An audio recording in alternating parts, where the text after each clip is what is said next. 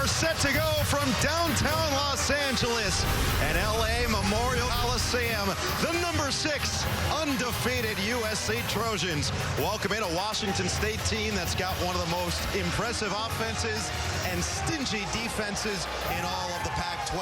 And man, the Trojans, they have brought the energy back here downtown. The fans have responded, and now we'll see if USC in year 1 of Lincoln Riley can continue as they just look stronger and stronger as the weeks come on. Here are the Trojans making their way to the field.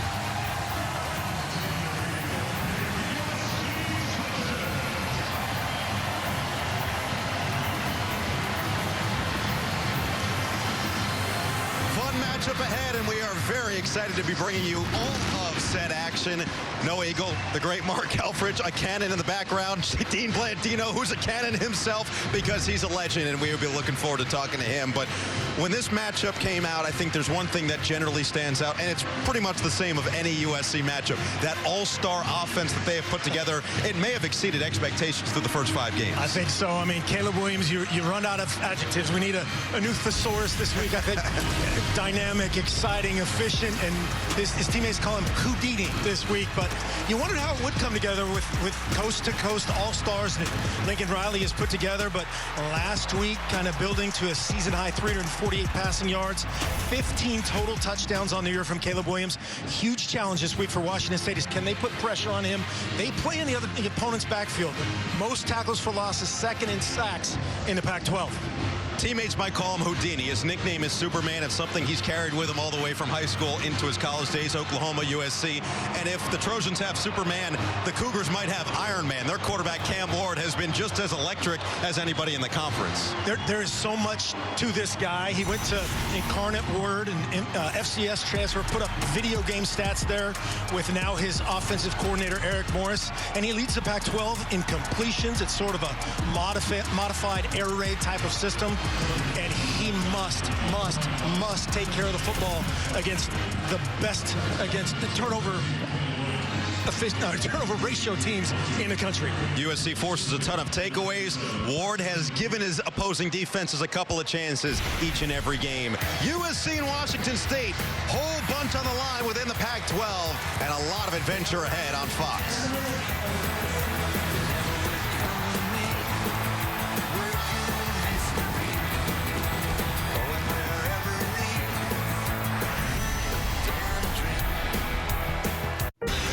For tonight's game countdown, sponsored by Progressive. USC led by a new head man, Lincoln Riley, who has been spectacular, one of 2 first-year head coaches in the new programs to remain unbeaten. Caleb Williams, Jordan Addison. They've been the dynamic duo coming over as transfers. But on the other side, there's plenty of firepower. That starts with the quarterback, Cam Ward, another transfer from Incarnate Word. On the defensive end, a Nevada transfer, Dayon Henley, has come over with his defensive coordinator, Brian Ward. And now in the first full season, Jake Dickert has really instilled this culture with Washington State, where they have week in and week out competed at a very high level. For Lincoln Riley, you know what he's capable of. You know what he did every single year at Oklahoma, finishing in the top 10 and averaging 7.15 yards per game, number 1 of the Pac-12. The offense is as potent as ever, and it's that 50-50 split, essentially, of run-pass that makes it so dangerous. Alex Stathouse is going to send it deep. Bernard Bell, the LA native, is going to receive it, and he is going to take it out from the goal line. Bell finds a seam past the 20, but won't get much further.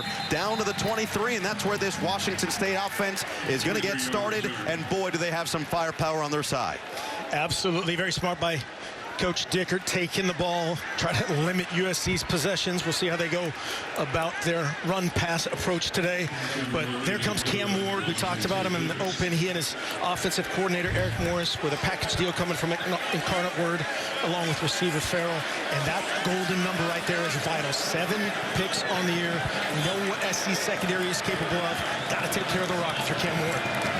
And Nikhil Watson out to the outside, empty to start on first down, and the quick throw, quick catch, nice turn, Donovan Ollie, and a big chunk gain of 10, maybe just about a little bit short of the first down, or will they move the sticks? They will on the first play of the game. 1 pass, 1 first down. That's pretty good so far. It's good efficiency. Yeah, great design right there. Get the ball out of his hands. SC playing zone to that empty formation. Nice, easy completion. Great game-starting call there by Washington State. They've got a couple of weapons along the outside, and definitely keep an eye out for number 9, Renard Bell, the guy who returned that kick. Went to Cathedral High School just 5 miles away from the Coliseum and has had a couple of big games in his 7-year career with Washington State against this Trojan team. Second pass of the day for Ward. Plenty of time in the pocket. Lets it fly, and the floater is caught. Immediately drilled out of bounds. But a nice pitch and catch. Ali, another catch. His second on 2 plays. Nice job there. You see Ali kind of laughing. But watch the release here. It looks like they're trying to make him a passer. You'll see a lot of arm angles from Cam Ward. There's one of them. First carry of the day, and Watson tripped up right at the line of scrimmage. This is something that USC is going to have to face, as Shane Lee was questionable coming into the day. Solomon Byrd makes that tackle, but Lee, a big leader of this USC defense, looks like he won't be available. Yeah, you can see Raymond Goforth in there, 10, along with Eric Gentry, inside backer. Ward, nice delivery. It's Ali again. Same spot, same result for first downs. He beat Blackman and moved the chains for Washington State, who came in just 1 of 10 on third down in first quarters this season. Little 6-on-6 matchup there. Ali on Blackman into the boundary. Maybe a little hitch and go in the works up there as he starts to play more downhill. But it looks like they're going to play zone against Cam Ward and make him earn it. This is a team that throws the ball a lot. That is the name of their game, about 70-30 split. It'll be another run coming from the outside. Renard Bell with his first touch of the game outside of the kickoff. Stays on his feet, and he is just going to have to make magic out of nothing, which he can't do. It's going to be a loss for Renard Bell. Talked with Jake Dickert early. The most important down, he talked about first down. Get in a situation where we can run it. Don't run backwards now and create second and a bunch. Could have easily been second and 10 there, and then totally different playbook here for Cam Ward in this offense. Yeah, sets up a 2nd and 14. Ward's going to be empty here. Jake Dickert talked about first down, staying in a rhythm, and then obviously taking care of the football. Again, SC tops in turnover ratio. Ward coming off of a game in which he had over 340 yards and a couple of scores. He's going to have to escape. This is where he's dangerous. In scramble situations, Ward's going to get away and throw it away at the last second. USC got home. Eric Gentry in pursuit. That big 6'6" linebacker with a long stride to the quarterback. Yeah, an Arizona State transfer. That guy can cover some ground. You see that long body. Mekhi Blackman in coverage on Victor in the background there. Good decision if you're Cam Ward. Throw that ball into row 27. Had 2 late bad picks, both into the end zone last week against Cal. That's a positive stride, a throwaway maturation in front of us. It's the freshman running back Jalen Jenkins in the game. He's a speedster on 3rd and 14. Ward, patient, checks it down. Jenkins with a drop, and it's 4th and forever. Gosh, and that's where he had a chance. Jalen Jenkins had a lot of green grass in front of him. That would have been a big-time conversion for them. Just out of his reach, and Cam Ward just off balance. That's one thing, again, when you look at this guy, he knows I missed that one. That would have been such a confidence builder right there. You could convert 3rd and 14 early. Now you got to put it away. That was something the offensive coordinator Eric Morris talked to us about. He said we're going to need our running backs to make some plays in the passing game. As Haberer sends it away, Addison with a fair catch inside the 20. And now we get to see this USC offense led by one of the marquee names in all of college football, the sophomore Caleb Williams, coming over from Oklahoma, captain on this team. And he has played like every bit of that nickname Superman for the Trojans. Yeah, I talked to Josh Henson, the offensive coordinator. There he is right there next to Caleb Williams, the co-offensive coordinator / O-line coach. And before the game, he just couldn't stop talking about his work ethic, his humility. I'll make a statement right here that I've got a lot of great notes on Caleb Williams. Yeah. What are they thinking about him right now in Norman, Oklahoma? That's a good point. I mean, that... Whew. I think they'd like to have him. No doubt. I think they'd like a little bit of Clark Kent or Superman on their side. Whatever you want to call him, Houdini, he's pulling rabbits out of hats, and we saw that a lot last week in the win over Arizona State, 42-25. He was feeling pressure, it felt like, every single play, and yet escapability and playmaking ability on full display. They did a great job at Oregon State of just creating a bunch of situations where he had to become a runner. There's the what is it, the Nealon nudge? Is that what? Yeah. Does Bush get, a little residual off that? No, not at all. Great whole shot there late to Jordan Addison to ice it. And then you do this. I don't even know how you think of that. I don't know how you execute it. I don't know anything of what happened there. A little slinging Sammy ball, jump pass right there, out of your own end zone. What would you have said to your quarterback if they did that? No. Great throw. And that's a lot of Caleb Williams in a nutshell. Travis Dye starts at the back and then splits out wide. The team's electing to play a little empty here early. Washington State showing a man look.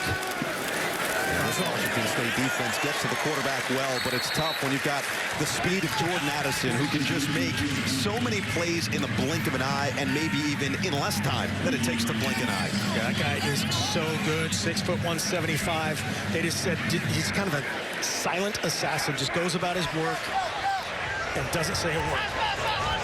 2nd and 2 here. And Williams will hand it off to Dye. Room in front, Dye.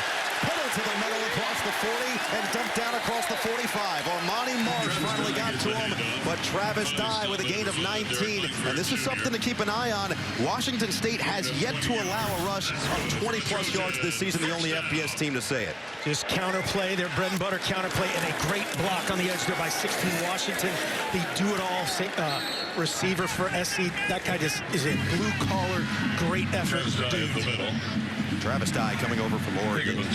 We talked to Lincoln Riley yesterday. I don't think he could say enough great things about him, about what he's meant, not just on the field, but to the culture that they're building, to the vibes of the locker room. He's done everything the right way, and you never quite know with someone who had success at another school within the same conference how it's going to go. That's what's so amazing about this team, and we'll get into Dye's leadership more, but so many intra-conference transfers that used to be a 2-year sit, and now it's play immediately. 2nd down and 8. Fake it to Dye, swing it back to Addison. They'll juke move across the 50, and they're into Cougar territory as this USC offense, it's a humming machine at this point. We're in week 6, and they feel like they've been playing together for years. No doubt. You see they lead the Pac-12 at 42.2. Left tackle Bobby Haskins about close to 100% as possible this season. We talked about Travis Dye. His do-it-all. He's a protector. He's a runner, a pass catcher. As Washington State doing a little situational substitution here. Now man coverage and empty for sure. 3rd and 4. Flag is down. Pass is tipped at the line and incomplete. Deion Henley was there in pursuit along with Lawrence Falatea, but the flag did come down beforehand. Offside.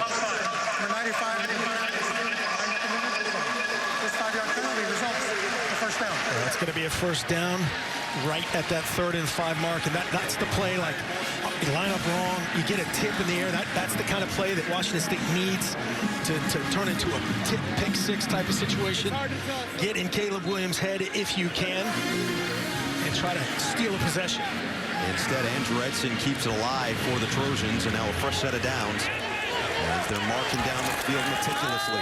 Williams fires, caught by Mario Williams. And that burst of speed himself. Williams, another Oklahoma transfer. That instant connection has been very apparent from game number 1 as Roth would spill him out across the 35. Williams versus Hicks in space right there, 25. Air ball against that speed and athleticism and power of Mario Williams. So first down with Dye still in the backfield. 11-yard gain on that last one, just in front of the 30. You see Washington State trying to stay in that 2-safety shell to discourage bombs away from this Trojan offense. And the Cougars are 3rd in the country in tackles for loss, and they just absolutely breathed a sigh of relief as Mario Williams may have taken that one all the way. He's going to split the safety for a touchdown right there, no question. A little RPO taking advantage of that wide open space and a missed opportunity. Brennan Jackson and Ron Stone, we have to be talking about these guys a lot if they're effective against Caleb Williams today. Francisco Mauango, you saw his speed there, chasing it to the sideline, had the 98-yard pick 6 against Oregon. And then Shaw Smith-Wade, their outstanding corner on the back end. In motion, Brandon Rice, but Williams is going to keep it himself. He's among the best runners in the country, but he's going to lose yardage as he goes out of bounds shy of the 35. That's a tackle for loss right there. That is. And this team, tote board. they have been just unbelievable at getting penetration in the backfield every single week. Yeah, Caleb Williams and Cam Ward, you see that style. They like to roll out to their arm side, to their right side. We'll see if the defense tries to take that away. Normally, he'll get something positive or throw away. Well, that sets up a 3rd down and 16, and now a big play for this Washington State defense. This is what Oregon State did. Show almost a zero pressure, and you see Hicks there, 25, bluffing out of it. And did we get a timeout? We did, and it's going to be Washington State calling their first of the game. First time out of the half, Washington State. So the Cougars want to talk it over on what could be a massive stop. You know, very few teams actually stop this USC offense on their first crack out there on the field. And the Cougars showing why they've been so impressive on the defensive side. 3rd and long coming next. Fox College Football is sponsored by Ram Trucks, built to serve. Early action this first quarter between these two Pac-12 rivals as USC looking to remain unbeaten. First 5-0 start for them since 2006, and a 3rd and 16 on their first offensive possession. Austin Jones, the running back, goes out wide, and we'll see what Superman has in store. Williams escapes. Williams, a loser towards the end zone. Touchdown, Mario Williams.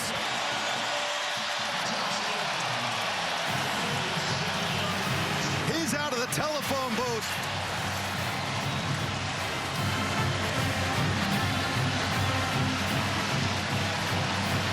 Great eyes. Caleb Williams had a 4-man rush out of empty. Look at the time he has. It's a little subtle. Eyes up, scramble, look, great job. And Hicks just too late to the party. 25 can't get over the top of Mario Williams.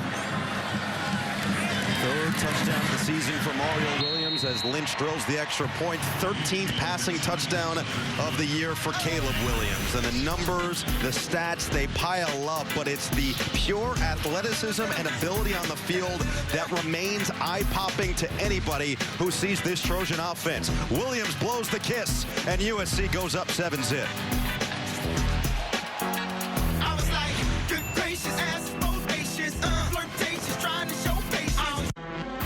Fox College Football is sponsored by Cadillac, Be Iconic, and by Allstate, reminding you that football season is mayhem.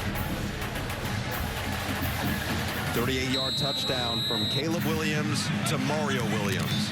Sounds like a law firm, Williams & Williams. But I can promise you, it results in points. 8-play drive goes 82 yards, and that was on a 3rd and 16 to score it.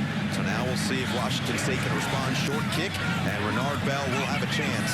Jake Dicker talked about the kicking and returning game, saying that this could be a difference maker, but Bell doesn't have any space, gets across the 20, and we'll see if Cam Ward can respond to what was a strike from Williams. Yeah, let's go back to that touchdown, 38 yards. As you said, Williams to Williams. There he's the number 3 receiver there, number 4, Mario Williams. 25 Hicks to safety, and 6 Shaw Smith. Wade, just get confused here.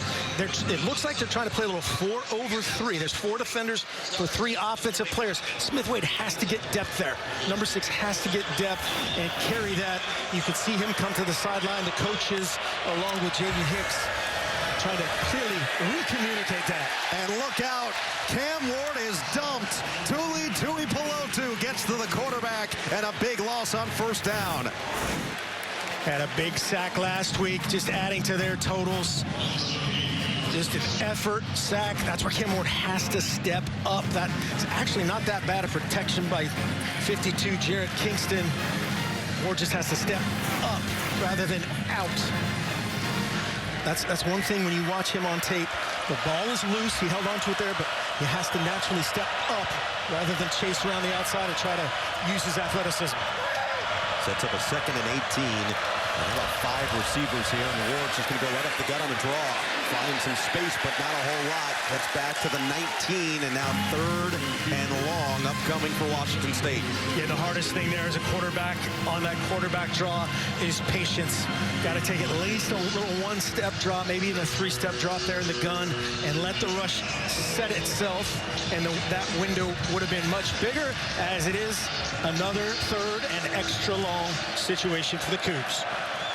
On the season, just 39% on 3rd down. What can Ward do on a 3rd and 13? Steps up, steps back. No, he won't. Taken down by Tui Pelotu again. The captain is raking the backfield and forces a Washington State punt. 4-man rush. You'll see it develop. He does a good job that time. Just a little bit less step up and create a run lane for yourself. Bailing out over the top again. All that does is add on to the yardage, add on to the damage done. Run it, throw it away, live to fight another day. Nick Haberer is going to come back on for a second punt of the day. And Jordan Addison, ever dangerous with the ball in his hands, waiting back at the 40. Calls for the fair catch, makes it there. And USC with outstanding field position, all created by Tui Pelotu. You know, Alex Grinch, the defensive coordinator, told us he's one of the most joyful players to coach, showing why early. Back in LA, let's go inside the film room and take a look at Lincoln Riley's design of using his superstar here, Addison, as a little eye candy, getting all the eyes in the backfield on him. Malcolm Epps, 19, trying to run a corner route. You got Jones, 6 in the flat. Rice on the drag. He's probably throwing this to Malcolm Epps or Brennan Rice, maybe. Touchdown, Troy. So what you're saying, it doesn't really matter who he throws it to because it's got weapons all over the field, which is true. Everywhere. You've got Rice, you've got Addison, you've got Mario Williams. Taj Washington has proven himself to be an outstanding player himself. Malcolm Epps at that tight end position, a couple of touchdowns. And we'll see what they do on their second drive. As Travis Dye will start this out with another gashing run. Picks up 8 more. Dye, tough running, a classic running back. He's got that burst as a playmaker as Hicks finally lowers the shoulder to stop him in his tracks. Yeah, and you saw 16 there, Taj Washington. That guy's such an incredible blocker. And here's what Jake Dickert had to say. He's the best play designer in the country and a formation wizard. And right now he is running circles. Jordan Addison with another reception. First down inside the 30 as USC is cooking with some gas. Well, here's just a drop back passer element, a deep cross action from Addison. Sits in the zone. Perfect fit and tempo on that ball. And they're right back up to the line. Williams going to keep himself. Williams dangerous. Spin move. And Williams dumped inside the 15. Armani Marsh, the captain, got to him, but not before Williams racks up 14 more. Beautiful read and pull. Pulls it to the green grass and then does this thing. Protect that rock. A little spin cycle on Brennan Jackson. 1st and 10 at the 14. Caleb Williams now 13 passing touchdowns, 3 rushing touchdowns, only 1 interception through that last week. It was the first turnover of the year for USC. They go 2 tight ends on this formation with Dye still in there as the running back. And the threat of Williams as a runner makes things ever so more difficult. This time it's Dye. Makes a cut inside the 10, dragged down at the 8. And nice play made by Dayon Henley, the former wide receiver turned linebacker extraordinaire. Big variety of runs from this Lincoln Riley playbook. That time just a single puller, a lot of counter. You'll see 2 pullers a lot. Sometimes a guard tackle, sometimes a guard and a tight end in the position of Josh Fowler right now, 83. The full complement of counter action. 2nd and 4. Dye trying to bounce it to the outside. He couldn't get there. Maybe lost a yard. Back towards the 10. Jordan Lee, a nice welcome back for this Cougar defense. Yeah, well, Washington State watches film too. Here's the play. Right, exactly. We talked about Dedich and follow pullers. They've seen that a time or 2. Great finish by Jordan Lee, and as you said, great to see him back in there full speed. You know, Jake Dickert told us that he's a calming presence. So did Brian Moore, defensive coordinator. Came over with Ward from Nevada, and Lee missed the last couple of games due to injury. Great to see him back in there in the defensive backfield. Sets up a 3rd down and 5. to die. Williams escapes.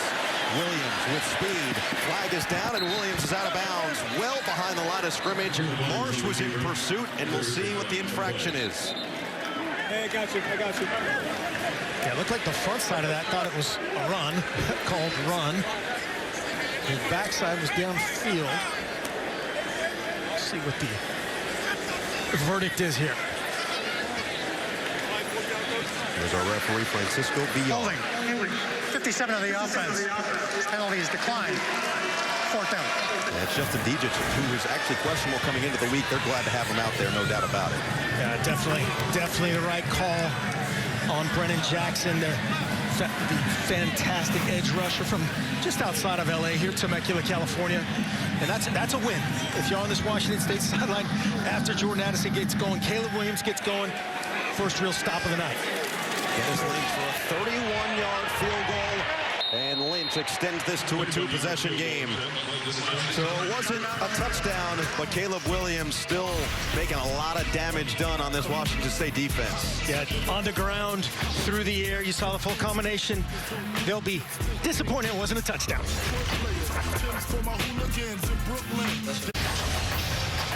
Fox College Football is sponsored by Pacific Life, creating financial security for more than 150 years. And by Discover. A couple of FCS quarterbacks now in the NFL. Jimmy Garoppolo, Carson Wentz, Trey Lance, all recent. And then there's Cam Ward, who came from FCS Incarnate Word, along with his now offensive coordinator, Eric Morris, who was his head coach, and his wide receiver, Robert Farrell, and set all kinds of records at Incarnate Word, winning actually the Jerry Rice Award for the best FCS freshman back in 2020. Beat out Mark Gronowski of South Dakota State, and now he's playing against Jerry's son, Brendan Rice, on the other side, as Victor will take this one out and across the 15-yard line as a flag does come down on the return. This was an area that Jake Dicker really stressed, said that this could be a difference maker in the game, as it was against Wisconsin earlier this year. Yeah, USC not a ton of touchbacks from their kickoff unit, and there's some holes. A couple of early penalties in this game as we wind down the first During the quarter. return. Holding. Return team. Number 62. This penalty will be enforced half the distance. First down, Washington State. Some holes and some holes. Yeah, they just wanted to set you up.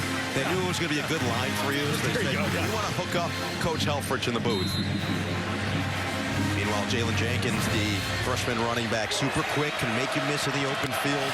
We'll see if they utilize him here. They'll hand it off to him on first down, and right away he bounces it to the outside. Across the 25 before he runs into Kalen Bullock.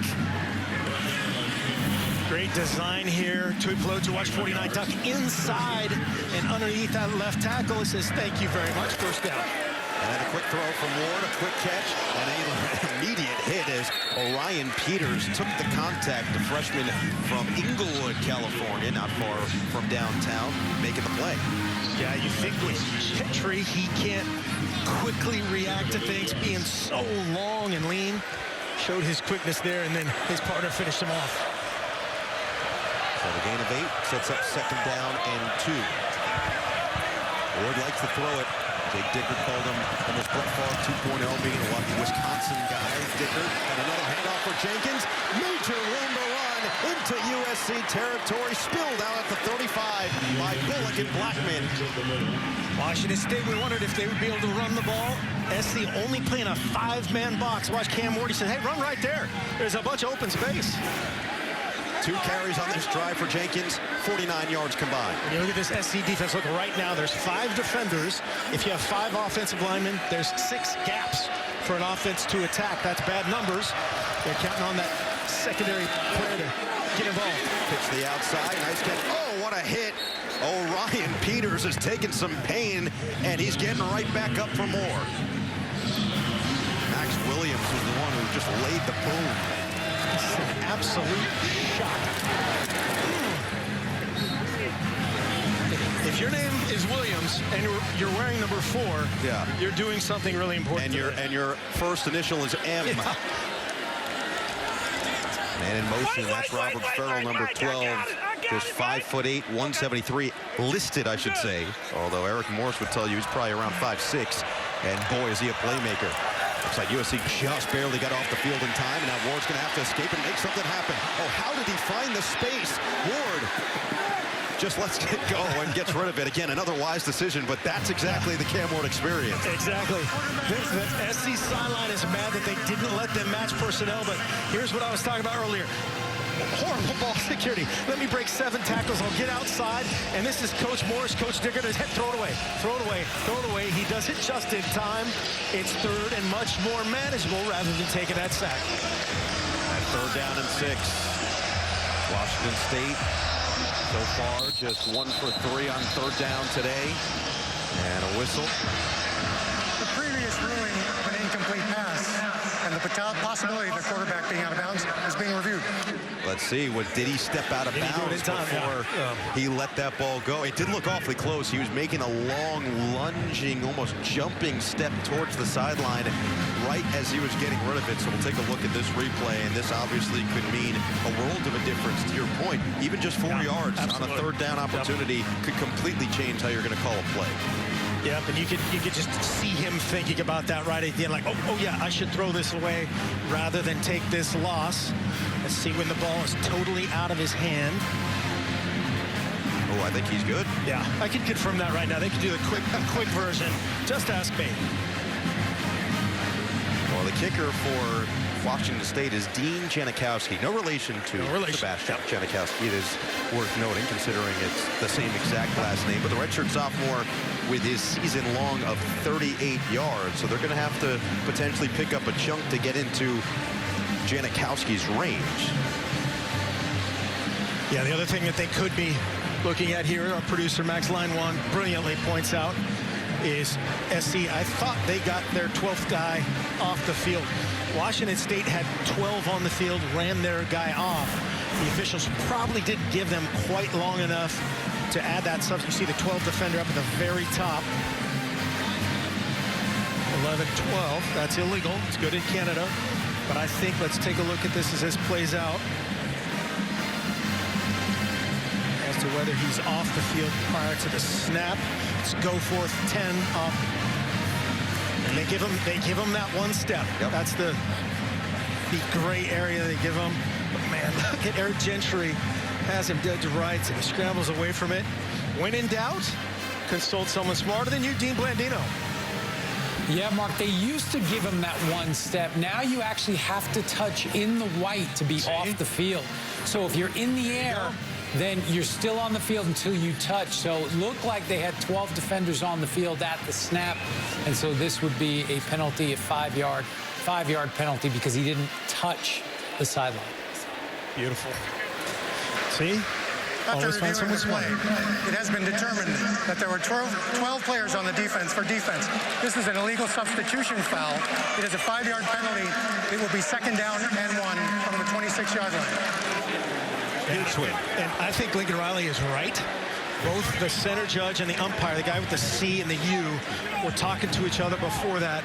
And they did not give SC time to match. So that's one of those, hey, wink, wink, let me get off the field. And I think, you know, the line judge there is probably going to, hey, we'll get it fixed next time. Either way, 2nd and short now, rather than 3rd and medium. A big opportunity for Washington State. Yeah, you could read Lincoln Riley's lips. That ain't right, as he's talking to Clayvon Barrett on the sideline. So it sets up 2nd and 1. And the handoff is sniffed out immediately. Who else but Tuli Tuipulotu, who is having himself a ridiculous first quarter. Yeah, this is not a huge, like a read counter, read anything, and watch 49 just take the back. Comes all the way tight to the line of scrimmage, gets him to the ground, and it's almost that same down and distance before. That's not really in their DNA. Possible. Not enough there probably for a face mask. But if Cam Ward pulls that ball a la Caleb Williams, he's gone. Play clock down to 8 as Washington State finally gets off the field. And now we're going to have a stoppage and a timeout called by the Cougars. They're 2nd in this first quarter alone. 35 seconds left in this opening frame. And the Cougars have gotten themselves into a couple of tight spots, but it just feels like this is uber important for them to get into the end zone and gain a little bit momentum back in their favor. Jersey Mike's college football tailgate tours here in Los Angeles. Download the Jersey Mike's app to play our interactive mobile football game showcasing Cletus. It's a good look. Fans excited. I would be too, by the way. Absolutely. How could you not be excited if Cletus is in the building? And a lot of fun to be had in this tailgate tour. Certainly for these two teams, trying to provide their fans with something to cheer about. USC has done exactly that. That first 5-0 start since 2006 when they did it 3 straight years. And Tuli Pelotu has been one of the biggest keys for this defense all season long. Probably 4-down territory here. If your offense coordinator, Eric Morris, you got that already from head coach Jake Dickert. Use both downs here to get this first down. 3rd and 3.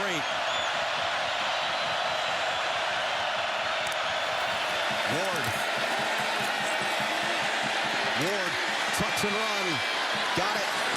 First down. Great defense right there by SC. Matched the empty. Turns into a little spacing concept. You see Ward keeping his eyes up. Sees it. Protect that ball. Protect it. Protect it. Protect it. First down. Feels like that's the maturation, by the way, of Cam Ward. He would normally have taken a shot to the end zone. Instead, gets the yardage, keeps the drive alive. And good job minimally moving in the pocket. Move as little as you can until you realize there's a run lane. That's a step as well. Final play of this first quarter. Ward with a dart to the outside. Dejon Stribling, who falls just at the line to gain. It'll be the 12-yard line where Washington State picks up to start the second as Nomura got to him. 10-yard pickup for Stribling, and the Cougars are threatening. They had a couple of momentum busters by USC, who got the touchdown from Williams to Williams and leads 10-0 after 1 in downtown Los Angeles.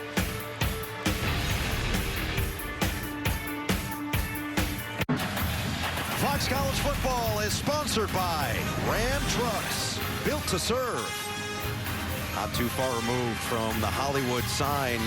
It's been a Hollywood-level show all season long here at the Coliseum, and USC's offense delivered once again in the first quarter, 123 total yards. Washington State only had 12 total yards in their first 2 drives. This drive, they have picked up a whole lot more, and they're looking to add points. Watson's in there, but instead they're going to get it to the little receiver. It's Farrell up the middle, and he's in for the touchdown. Washington State strikes back.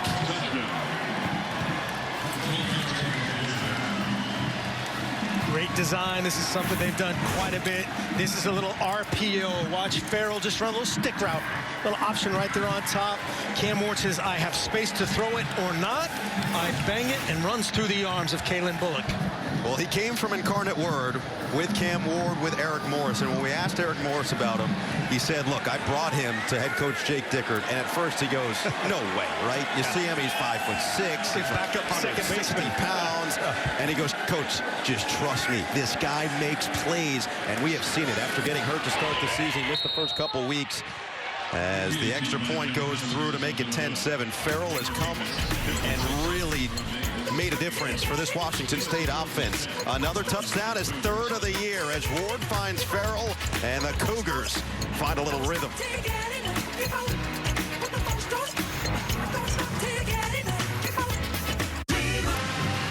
Robert Farrell joining the Pac-12 this year and has an immediate impact. Another touchdown, this one from 12 yards out, capped off an 8-play, 92-yard drive. But there's a Pac-12 that I think people had a lot of questions about. What would these teams look like? And a big reason for that was how many transfer quarterbacks were here. You've got Nix, you've got Ward, you've got Williams, Penix, Plummer, Jones, and DeLora. And when you look around this conference, it's just talent littered everywhere. And that's why these teams have probably overperformed most of the expectations. But these two quarterbacks have been everything that their schools have needed and then some. Ward and Williams. Malik Brown, freshman running back. Dangerous.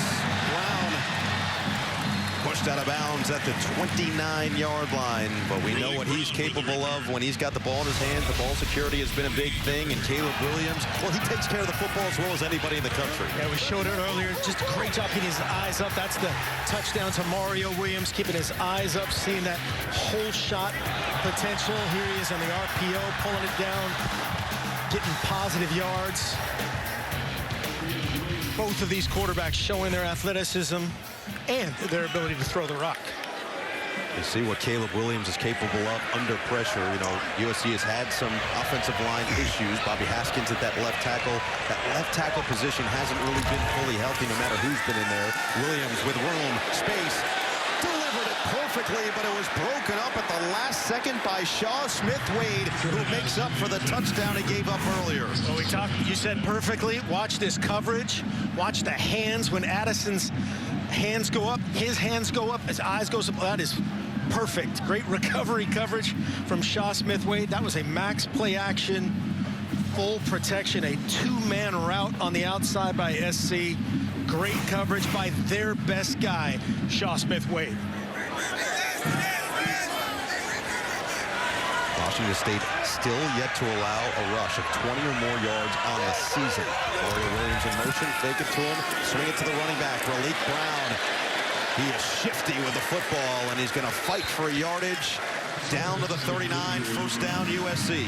Interesting talking to Lincoln Riley about Raleek Brown as you see him getting in space and the perimeter blocking that SC does so well. It's follow, doing his thing. But talk about Raleek Brown saying, man, this guy would be playing on most teams, but he just happens to be behind Travis Dye, behind Austin Jones, and they love his progression in every way as a protector, without the ball. Very excited about it. So they take back the first down. The chains had moved. They've now removed the chains, so to speak. Not completely from the stadium, but they've just moved them back to their original position and make it 3rd and 1. As they say, Brown was just a little bit short. So they bring in the big back, Travis Dye at 5'10", 200, and we'll see if they let him run it and use that physicality. Blake McCree, the tight end, in there with him as well. Williams going to go under center. Hand it off. Addison to the outside. He won't get even close. The tackles for loss, they have been a specialty. And Jordan Lee making his return with a huge play for the Cougs. They hide Addison right there. They come up and they simulate the quarterback sneak. They get it to their guy. Great reaction by Jordan Lee. That's a safety on the line of scrimmage, reacting to SC's best athlete. Well done. Brian Ward, defensive coordinator, and Jordan Lee, tackler. Brian Ward said against some of these great teams, and this is what happened against Oregon in a 44-41 loss for Washington State, as Farrell's going to be back after catching the touchdown to make the fair catch, and does so at the 24. He said that you just got to remain focused on calling your game as you normally call it. And right now, Brian Ward's doing exactly that. This defense has showed up big mid-second quarter. Want more stats? Just ask Siri, who leads college football in rushing yards. Well, Washington State, Jake Dickert said that you cannot lose your aggression defensively against a great team. Washington State hasn't to this point. And great execution here on 3rd and short. There's Jordan Addison. You see he's a little deeper than normal. And then there's Jordan Lee eyeballing him. They're simulating the quarterback sneak here with Caleb Williams. Washington State almost jumps offside, and then just a great reaction by 13 Jordan Lee. That makes it on the day 4 tackles for loss for Washington State and 4 for USC. And it's going to be a stat worth tracking on both sides. Could be a huge difference maker. Now Ward feeling a little bit of pressure, finds plenty of space, and then lofts it away. Good coverage, and Tuli Pelotu once again forcing an errant throw away. These possessions have been tough to come by. Washington State won the toss, elected to receive. Generally a good idea against a USC team that is going to put points on the board nearly every time they touch the football. Well, 2 punts and then that touchdown, the last drive, 12 yards out to Robert Farrell. Let's see what they do on 2nd and 10.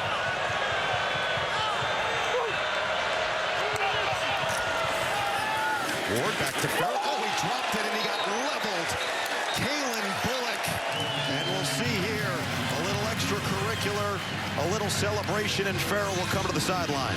Yeah, Bullock identified this action, the screen, the little tunnel screen coming back inside, and he lit him up. Great awareness. Farrell's trying to sell it, a little like a normal bubble screen, and then coming back inside, and Bullock recognized that.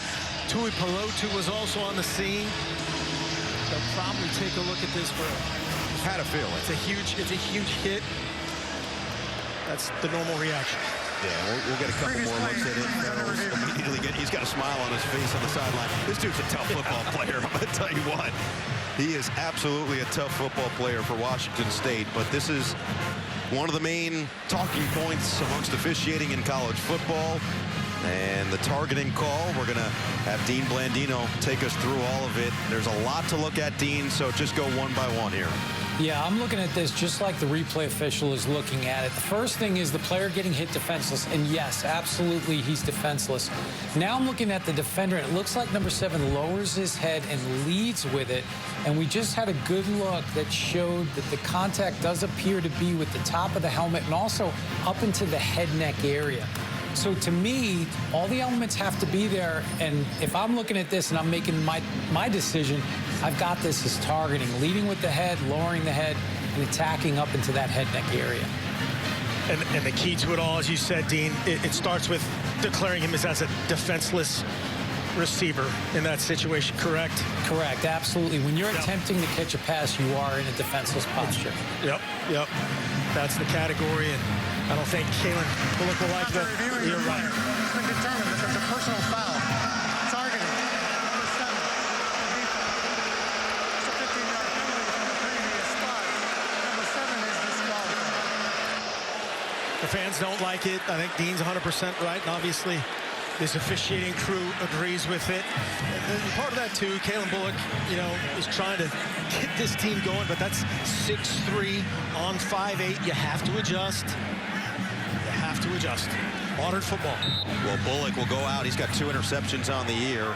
Beavers and Alford are both right in that strong safety position behind him. We'll see who gets the majority of the snaps as Jenkins stays in there with the running back position, but Ward with another completion, Stribling fights for extra yardage on the first down out of bounds into USC territory, picks up 12 before Goforth forced him to the outside. Great finish by Stribling, running through the would-be tackler. Goforth chasing that down, and it's 15 Beavers in there. As you said, for Bullock, they'll spell him with multiple guys, but Beavers 15 is in there first. And Farrell's back in there for Washington State, always a good sign. He's going to go in motion here, fake the handoff to him, Ward, deep drop, just keeps dropping, unloads one towards the end zone, underthrown, oh, it doesn't matter, hauled in by Jalen Jenkins inside the 5. Ward is a wizard. They said they wanted to get their backs involved in the pass game. There's 29 Jalen Jenkins coming out of the backfield behind the jet sweep action of Farrell. Cam Ward says, let this loose. 15 of the defense. Penalties declined. The resulting play is a first down. Draw the foul with a little absolutely and one. Beavers with the PI. Great concentration. That's so hard for a back to do that, getting tackled. Hard for anybody to do that. I think Ward kind of caught that for him. Rammed it into his chest. Well, Beavers in for Bullock after he got ejected for targeting. A 45-yard gain sets up first down and goal, and now Jenkins still in there. Will split out wide. Ward gonna take it himself. Ward! Looks like he's just short as Goforth with that final push to keep him out. Gosh, I think he'd get skinny there and be able to score. I love the call on that last play by offensive coordinator Eric Morris being aggressive. And here that turns into one-on-one. If they would have turned the offensive line the other way, they could account for him. There were only 5 SC defenders in the box. Raylan Goforth says, not on my watch. Yeah, I think that's the no. Yes. They get the big back, Nakia Watson, back in there. A traditional running back in the backfield on second and goal. Ward keeps it. Get it? Watson, touchdown. Too easy. Cougs take the lead.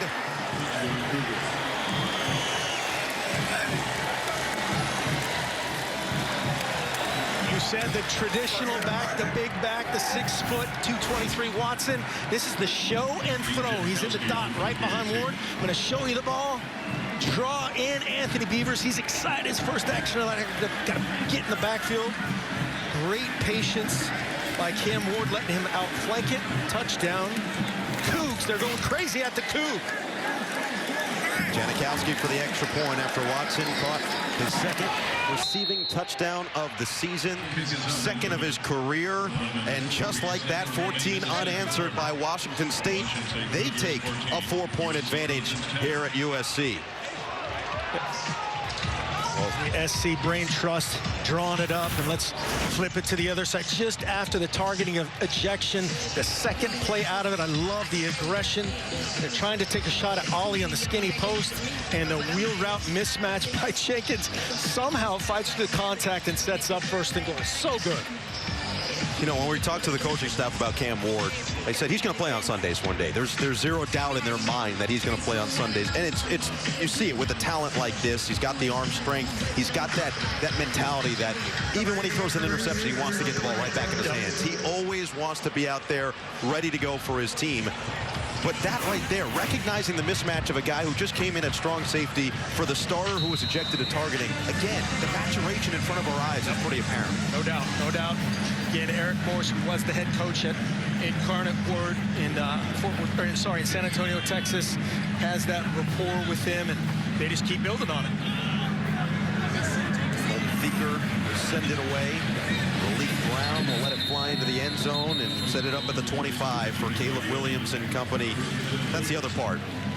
For Cam Ward, feels like he was under-recruited throughout his entire life, underappreciated. No doubt. I love what Jake Dickert said, right? It cannot be Cam Ward versus Caleb Williams. For us, it can be. Exactly. For him. Yeah, he talked about, hey, it's not me versus Lincoln Riley. And we were joking about, well, who would win in that, the contest between you and Lincoln Riley.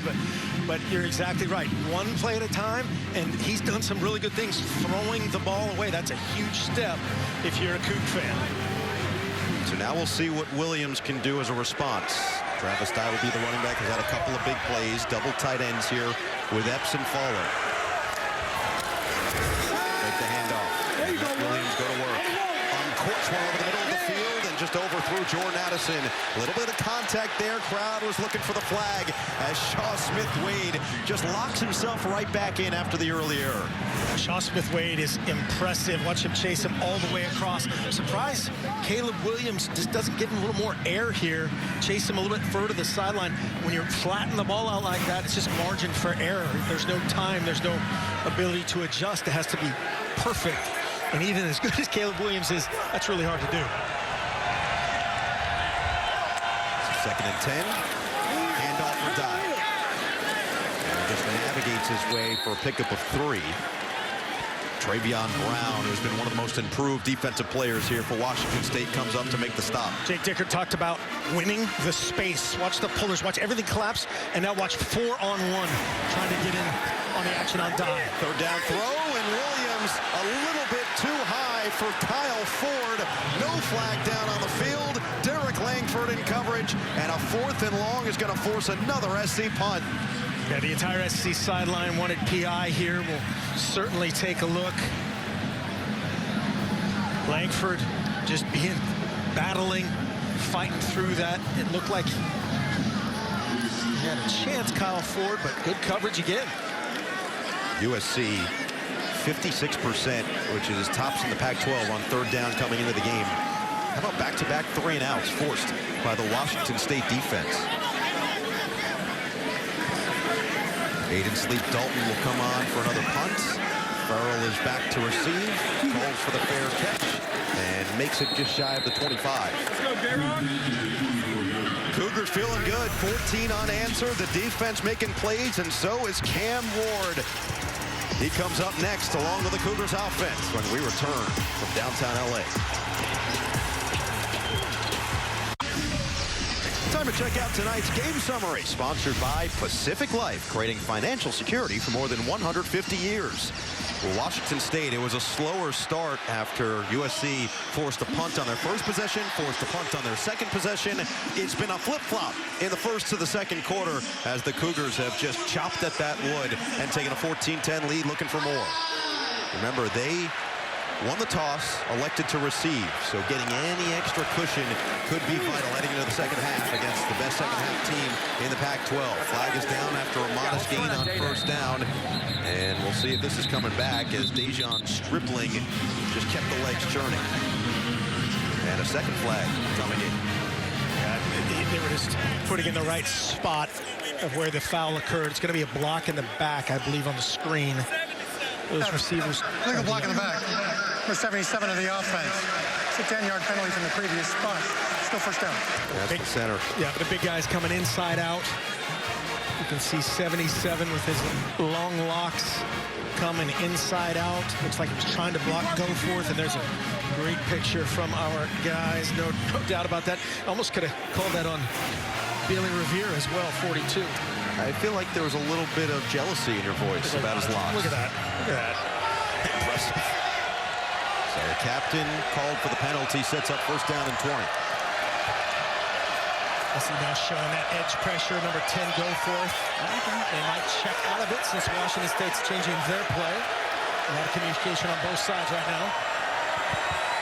Play clock down to 3. Ward gets it off, hands it off, Watson. Finds the hole right down the middle, and then he lost the football as he went down, but it was jumped on immediately by Peters. Max Williams looks like he may have jarred it loose along with Goforth, but nice job by Washington State to keep a little extra urgency at the end of the play. Yeah, see, this is down a gap. We talked about this earlier. Great hustle from Peters there.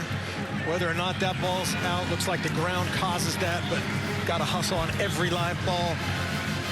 SC's trying to run that twist game inside to negate that run game for Washington State, which thus far has been impressive without the TFLs. Nice gain of 12 to second and 8, and then swing it to Watson, see if he can do more damage. Gets it across the 30, dives forward, and he is about 3 or 2 yards shy. It'll be third down and short as Gentry came up to make another play. He's a tackling machine at 6'6".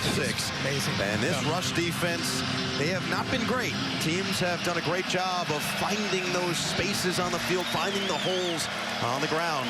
And we'll see if Washington State goes back to it on third and short. This situation, third and short, anticipate adding Goforth in on a little pressure here. And they jump on the perimeter. Ball start. Ready for the offense. 5-yard penalty still, third down. Josh Meredith is going to be called for it.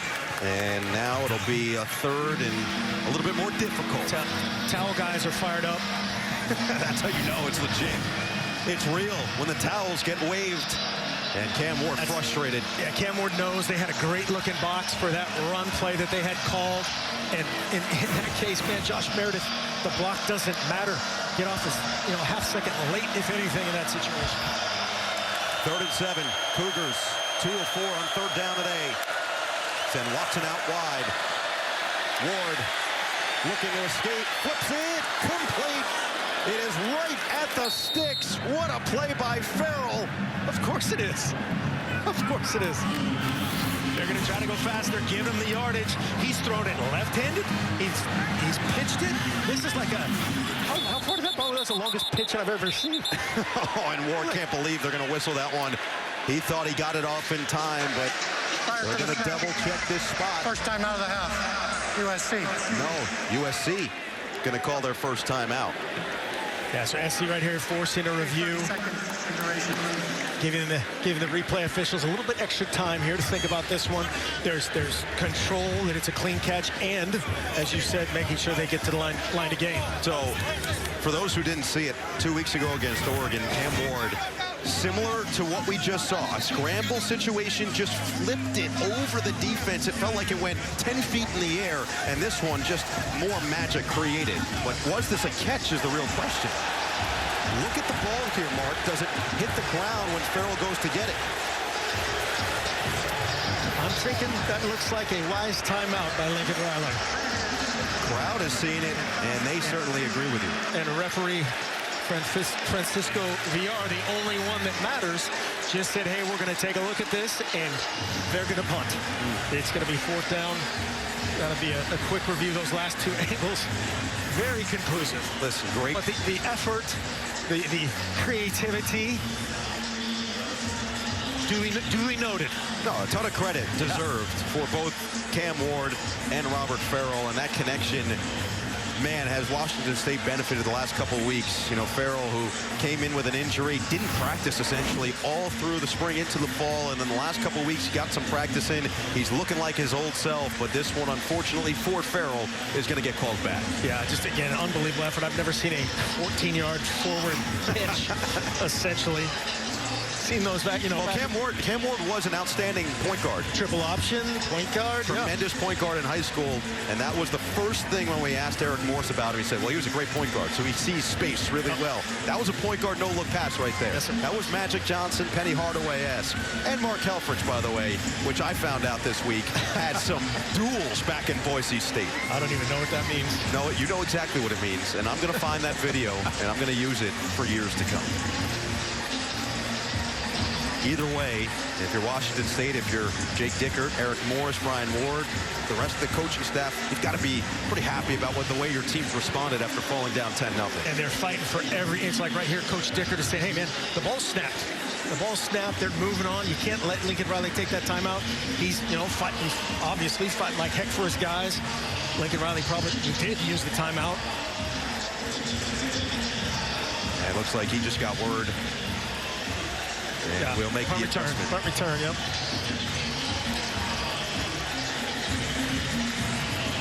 It's funny. When we asked the keys to both coaches, what was one of the first things both of them As said? the timeout was being called, replay stopped the game to review the catch. The pass was incomplete. Fourth down at the 27-yard line. USC is not charged with the timeout. So Francisco VR cleans it up for us. It is an incomplete pass, but when we asked both coaches about a key to this game, the first thing both of them said, special teams. Yep, yep. And Dickert thought for sure they got the playoff. Yeah, he's saying, I want to talk to Francisco. He was asking to talk to the referee, and they're like, come on, man. Now you got to refocus, and don't let Addison be a game changer in the special teams arena. Have your Australian bang it down there, cover it, and fight the next down. That is Nick Haberer, who has put 5 kicks inside the 20 on the season. This would be a long way to do it, but we've seen it before. You know, we've seen a couple of extraordinary punters this year, and both of which I can think of coming from Australia, so it's only right that Haberer would join the family. Of course. Either way, to your point, Jordan Addison's the last guy you want to put the ball in his hands, and they've done a great job of keeping him contained to this point. You can't stop him. The reigning Bolitnikoff Award winner, looking to become a back-to-back, just the third back-to-back Bolitnikoff Award winner. You know, Lincoln Riley and Dennis Simmons, and a large portion of this USC coaching staff very familiar with one of them, Michael Crabtree. And I think they're just incorrect on where the ball is placed. Yep. Because it's 4th and way more than 1 is where they had that 4th and 2. So it's going to be, as we get set here, more like 4th and 7. That was the delay. It's just making sure the chains were set properly. Gives Coach Dickert a little bit more time to stew on that one. So it'll be spotted at the 27 for 4th and 7.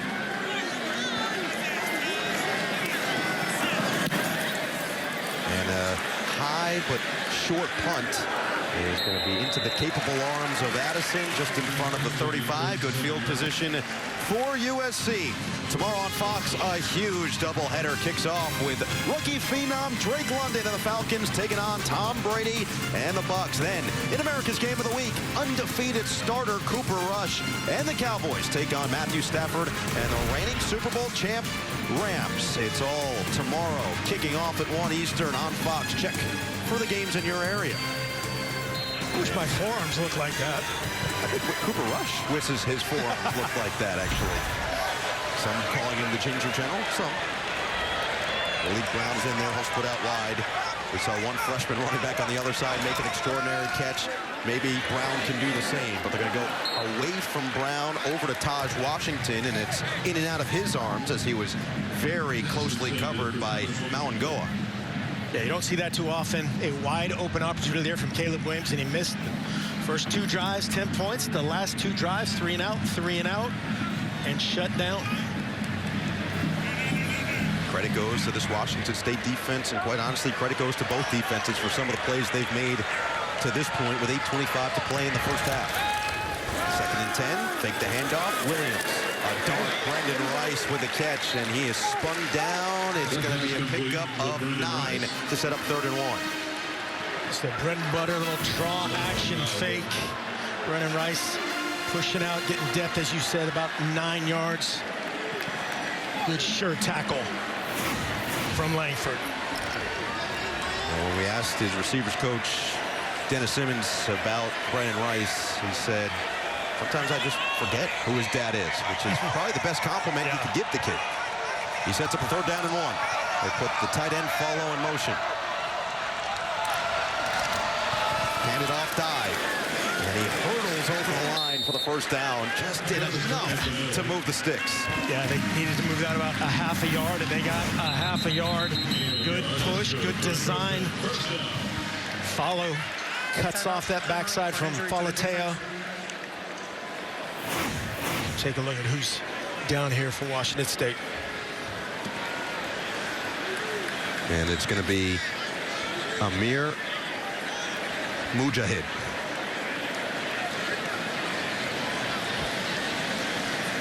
Senior from Berkeley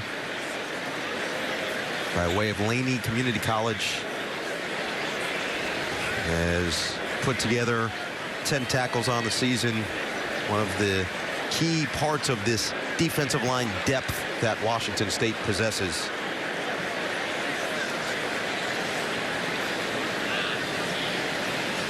And that's a good sign. Yeah. They get helped off the field, and the drive will continue for USC.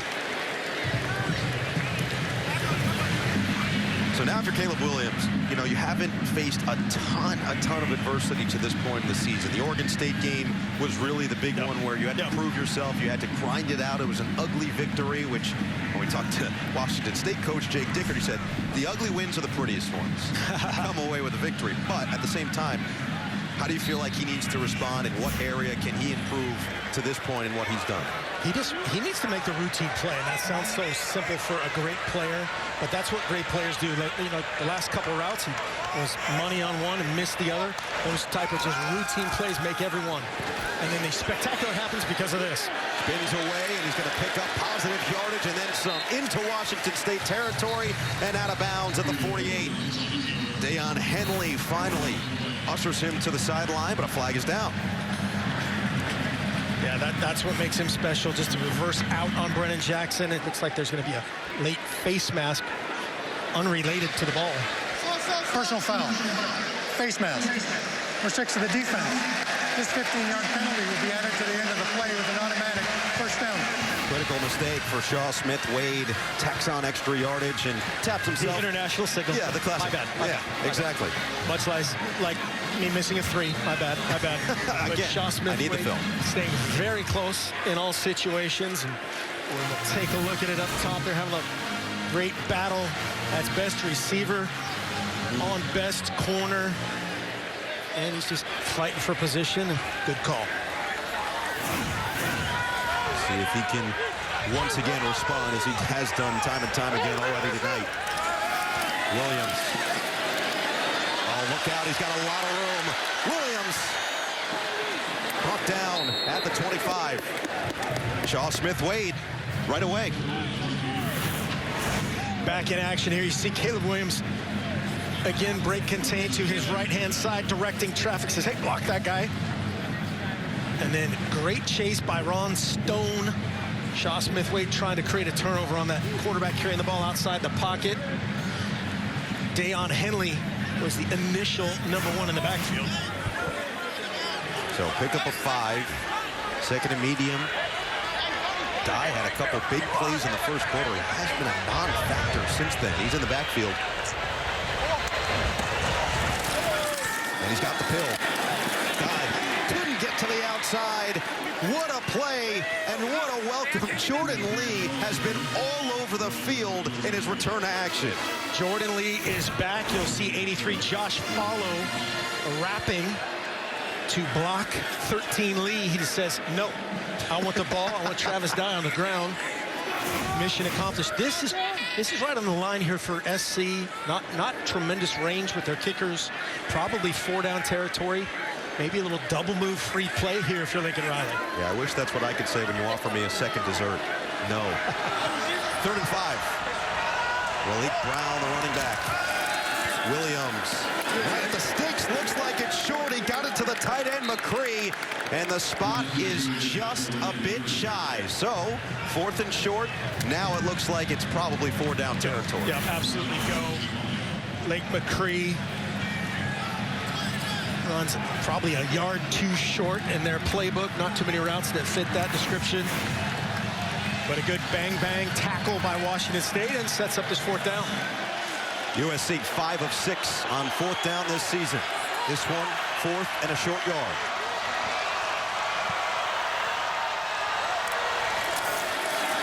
Give it to Dye. Barreling forward. He's got it. Stays on his feet across the 20 and finally tackled at the 15. He's little but physical. You said he's a non-factor. He said, watch this. Give me the rock on 4th down, running through Mawangoa, through Ron Stone, getting to the 3rd level of that Cougar defense. Williams faked the handoff. Williams to the outside and out of bounds at the 11. 4 more on the ground, and USC starting to find something with that running game. Yeah, SC, Caleb Williams there mad at himself for not handing the ball off. Kind of pulled it to try to make a special play out the other way. Washington State had it covered. Forced to, again, that's a great positive play out of a broken play. 2nd and 6. 10th play of this drive upcoming. And this is the misconception about this USC team. 1, that they throw all the time. It's a pretty even split run pass. And 2, that they score quickly every drive. They are methodical in how they beat down defenses. Dye trying to get a stiff arm, and he is muscled down. What a tackle made by Travion Brown. This dude can light fools up, man. He had a couple open field tackles. They're physical. This is a great job getting a physical, tough runner on the ground. Mano y mano, Travion Brown. Sets up 3rd down and 4. A huge hit last week, almost in that same area against Cal. This is where the weapons come into play. Rice, Addison, Williams, Washington. Showing 0 blitz here. They send Dye out wide.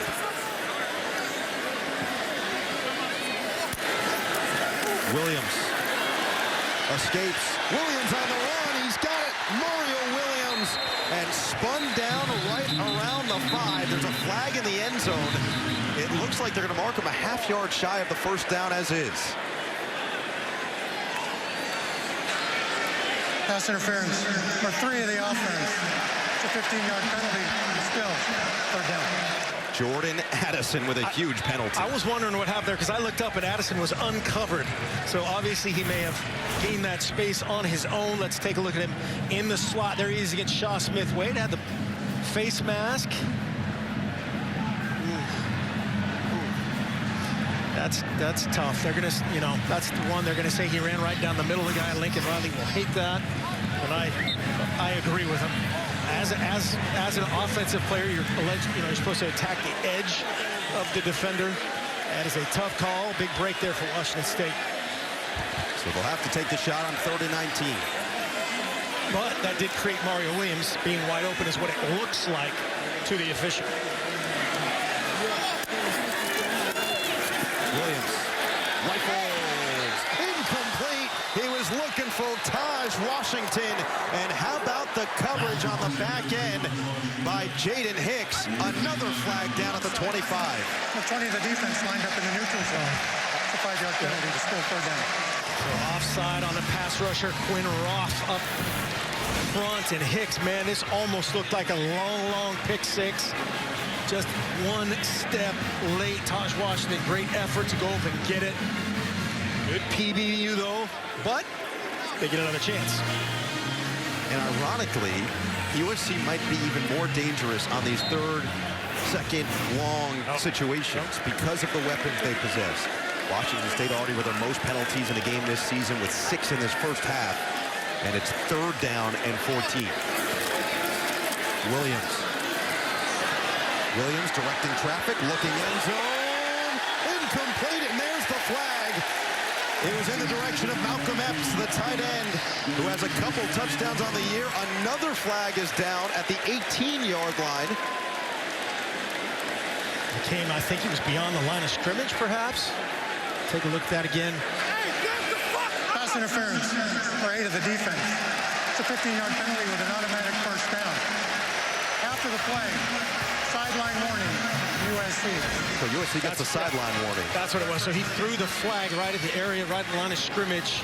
But it was that the USC sideline trying to make sure that they saw this, what looked.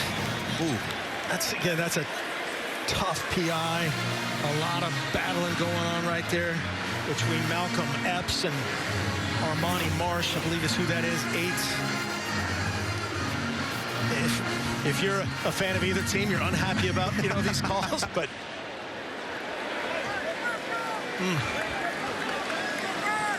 So now it's a fresh set of downs and a 1st and goal. Prolongs this drive, and SC gets the ball first in the second half. Dye.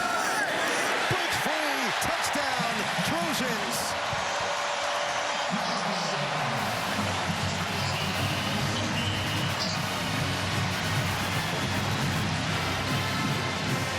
Had a huge 4th down conversion, and then Travis Dye, their offensive leader, finally breaks through, cutting inside the block of Josh Follow. That time Jordan Lee, 13, just one step late to the party. Touchdown Trojans. So if at first you don't succeed, try again. And couple extra efforts, couple extra opportunities. Dennis Lynch adds the point after, and USC back on the board after 14 straight Cougar points. They have regained control. Travis Dye, 6th touchdown of the season, 27 in his illustrious Pac-12 career. Trojans back in front.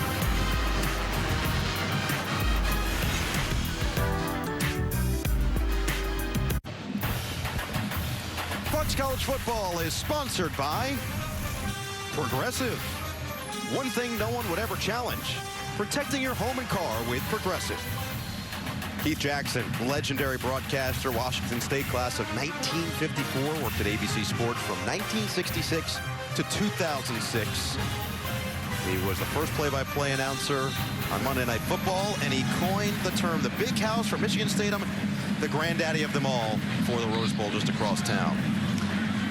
Legend. Oh, yeah, that's an understatement. As Travis Dye got into the end zone, it'll be Lincoln Victor to return it to Washington State. And he finds a nice seam and gets it to the 29, spilled out of bounds there. But this back-and-forth affair has been as entertaining as we expected it to be, but an injury on the field for Washington State as Cam Ward will come back on for the Cougs. Cam Ward just showing his maturity, breaking tackles, getting on the edge, had a couple throwaways that are like victories to this Washington State staff. Stepping up, this was a big 3rd down conversion with his feet. Quarterback draw, almost a touchdown, but then setting up this pass into the flat to Nakia Watson. Now would definitely be the time to work his magic to get a score before the SC offense gets it first in the second half.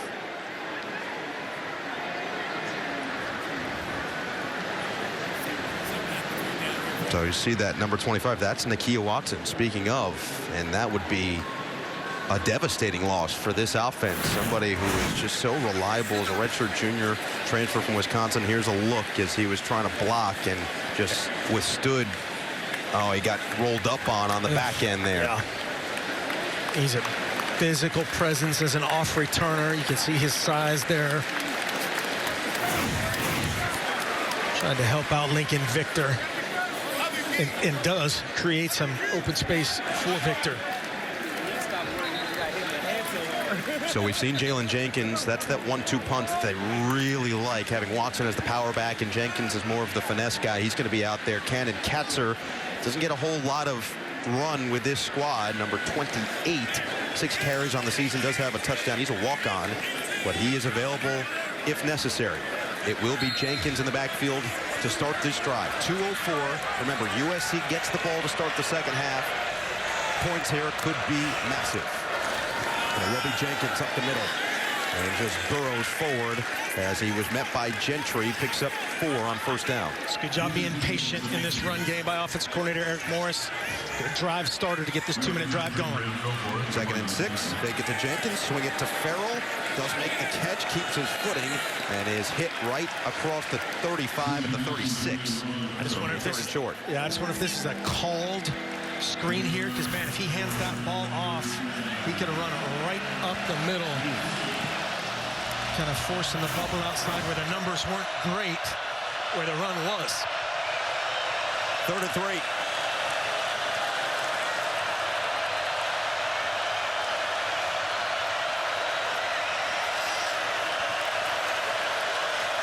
Ward 12 of 16 on the day.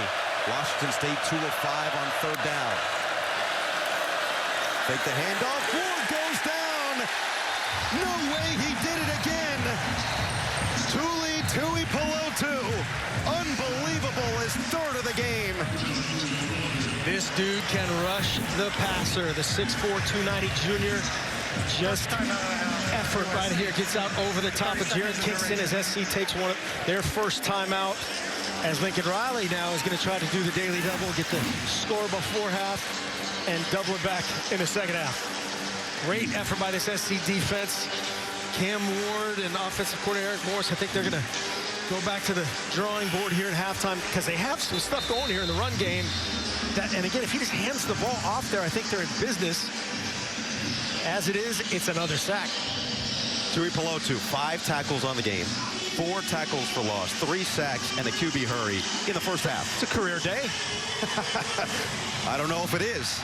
Tui Pelotu has been so good in his career that he does this all the time. And the crazy part is when we talked to defensive coordinator Alex Grinch about him, he said his one issue is that he thinks he can make a play every single time, make the play to win us the game every single time, instead of playing just amongst his teammates and making the right play. Well, right now he is making all those I was going to say, Coach Grinch also admittedly said, and he's right sometimes. Haber back on for another punt, and we'll send it away to Jordan Addison. Addison's going to take this one out. Addison on the outside. Makes a couple men miss, and he is finally stopped just about the 35-yard line. Nice return, longest of the season for Addison. We'll set up this USC offense as they look to go the length of the field. And coming up on the State Farm halftime show, Mike Hill, Emmanuel Acho, Chris Peterson across town at the Fox Studio. Utah and UCLA in a ranked showdown in the Pac-12. Washington and Michael Penix looking for a bounce back. Battle of unbeatens today in what was a really highly entertaining game in Lawrence.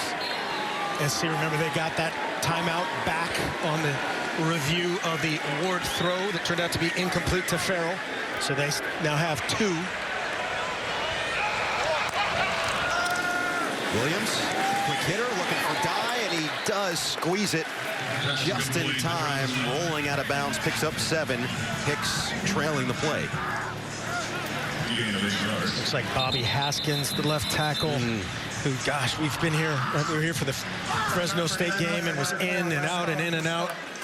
Hate to see that, battling his way. They thought he was the healthiest he has been all year coming into this game. So Mason Murphy is going to come in, who's generally on that right side of the line. He'll shift over to the left side of the line. And again, that is one area that Ron Stone Jr. and Brennan Jackson, 2 captains, 2 edge rushers, could exploit. Williams, another quick hitter, and into Washington State territory, Mario Williams. Slips after the play, he's all right. He'll get right back to the line after a first down. Good job by Mario Williams. They're getting everything he can, getting out of bounds. Stops the clock, 41 seconds. A lot of time for this USC offense. Quick drop. Williams. He will throw it away. Was hit after the fact by Ron Stone, and Williams will take an extra second before he's helped up. That looked clean just from my naked eye there. Stone, great effort to finish. Just a little tug. No, that's fine. No body weight. Good job avoiding that body weight portion of that play and just beating Jonah Monheim. Take the handoff. Williams goes through his progressions. Williams lets it fly out of bounds. In the general direction of both Mario Williams and Brendan Rice, splitting the two, brings up 3rd and 10. Jake Dickert said, hey, man, it's so weird. You almost want to keep this guy in the pocket, and that was a great picture right now. Great coverage downfield, getting home and at least affecting Caleb Williams, hurrying him up with just a 4-man rush. Jake Dickert said that Caleb Williams is one of the best runners that, quote, I've seen in a long time, running backs included. Yeah, runners, period. 3rd and 10. This is where his legs are extra dangerous. Williams in the pocket, and it's short and incomplete. He skipped it as he was looking in the general direction of C.J. Williams. Yeah, I was trying for C.J. Williams. Watch Caleb Williams' reaction. As let's see where this ends up. No doubt about it. That is incomplete. It's not a late catch. This is kind of like that's checking the strings on the tennis racket right there. Man, finish. I just need one more little oomph on that, and it's a 1st down. And now this is another big-time potential injury. Ron Stone Jr., the redshirt junior, number 10 in white, is as impactful as anybody on this defense. Preseason first-team All-Pac-12 selection. Came in with 1.5 tackles for loss, but it's the penetration, it's the pressure that he can put on an opposing offense, and also the leadership that he possesses for this defense that is so crucial for their success. Yeah, he's one of those guys that has a million, whatever they're called, hurries, QB, effect type of situation. The guy hasn't had as many sacks as a couple of the guys in America, but he always affects the quarterback. So they already saw their starting running back go down, Nikhil Watson, and now Ron Stone looks to be doing the same.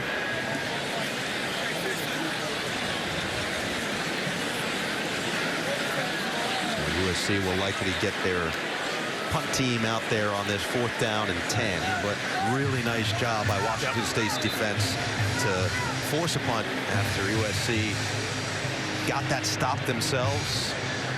That could be just huge down the stretch. Yeah. Any points are going to be massive. Huge stop, and even going back to that punt return, Addison was almost loose, and it was Dayon Henley getting him to the ground in space. Otherwise, he's gone. Every time that guy touches the ball, it's fireworks. Eat and Sleep Dalton back on for another boom. Robert Farrell will call for the fair catch and then let it sail over his head. How about that? Aiden Sleep Dalton wakes up this crowd down the stretch in the 2nd quarter. And with 12 seconds remaining, Washington State's going to have to gain themselves a couple of yards to get out of the danger zone. Next weekend, start Saturday strong with a top 10 showdown. Number 10 Penn State battles number 4 Michigan on Big Noon Saturday. Then the Badgers and the Spartans square off at 4 Eastern. And in the nightcap, the Pac-12 race heats up. Pac-12 after dark. Number 6 USC takes on number 11 Utah. 8 Eastern, a massive day of college football. Kicks off next Saturday on Fox. Well, we say number 11 Utah for now because what UCLA just did, just huge victory for that program as they stay unbeaten. TCU outlasts Kansas in that entertaining matchup. Michigan stays undefeated. And we'll see if Washington State gets out of the danger zone here. Looks like they'll hand it off, and Jenkins will get a couple of yards. The ball was out. Jumped on. Is this a safety? The ruling on the field is he's coming in, calling him down by contact, and they will certainly take a look at this as it's at zeros, but they will absolutely look at this. And you can see Lincoln Riley said, I want. Previous play is being reviewed. And it will be reviewed. He's going to have his wish granted. Zeros are on the clock. See, everybody here is only looking at the recovery part. Let's look to see if Jenkins is down first. And that knee was close. It was really close. Any part of that shin, ankle, any of that stuff hits the ground, he's down, but that's way closer. Oh my gosh. His knee's down. By that angle, it looked like his. All right. Well, you're by that angle. You're definitive. I want to hear if Dean Blandino is as definitive as you. Dean, what do you have on this? See the ball in there. Yeah, looking at that right knee shin, and it looks like the knee is going to hit, and then the ball is going to get stripped loose. They ruled him down on the field. That's a good look. You can see the knee down, still has that ball with the left hand, and then they're going to strip it out. So to me, looks like he's down. The ruling on the field was that he was down, so there's nothing to change this. There hasn't been any shot that says it's clearly a fumble. Feels like that's the biggest key right here, Dean, is the fact that they did rule him down by contact. If they had called this differently, maybe you view this play a little bit differently as well. Yeah, the ruling on the field is always where you start, and you've got to see something obvious to change it. Now, they've got access to all of our angles. They're going to try to piece things together. Maybe one angle shows the knee, the other shows the football. But again, it's got to be obvious, and it doesn't look like the evidence is obvious. Yeah, I'm with Dean 100% on this one, and that's another thing, man. People get mad at you for taking a knee or just wedging it out, and that's why, right there. After reviewing the play, the ruling on the field stands. The runner was down. That is the end of the second quarter. Again, the replay that was shown here was more so the back end of that play when the ball was recovered, and then there was a cover-up in that end zone. Goforth was generally in the area, but that'll end this first half in an intriguing way. That's good by the hometown Jumbotron guy, only showing the SC favorable replays. We're not going there. Either way, it's halftime of the Coliseum. USC is leading the way 17-14. Mike Hill, Emmanuel Ancho, Chris Peterson, State Farm halftime show. Next, here you go.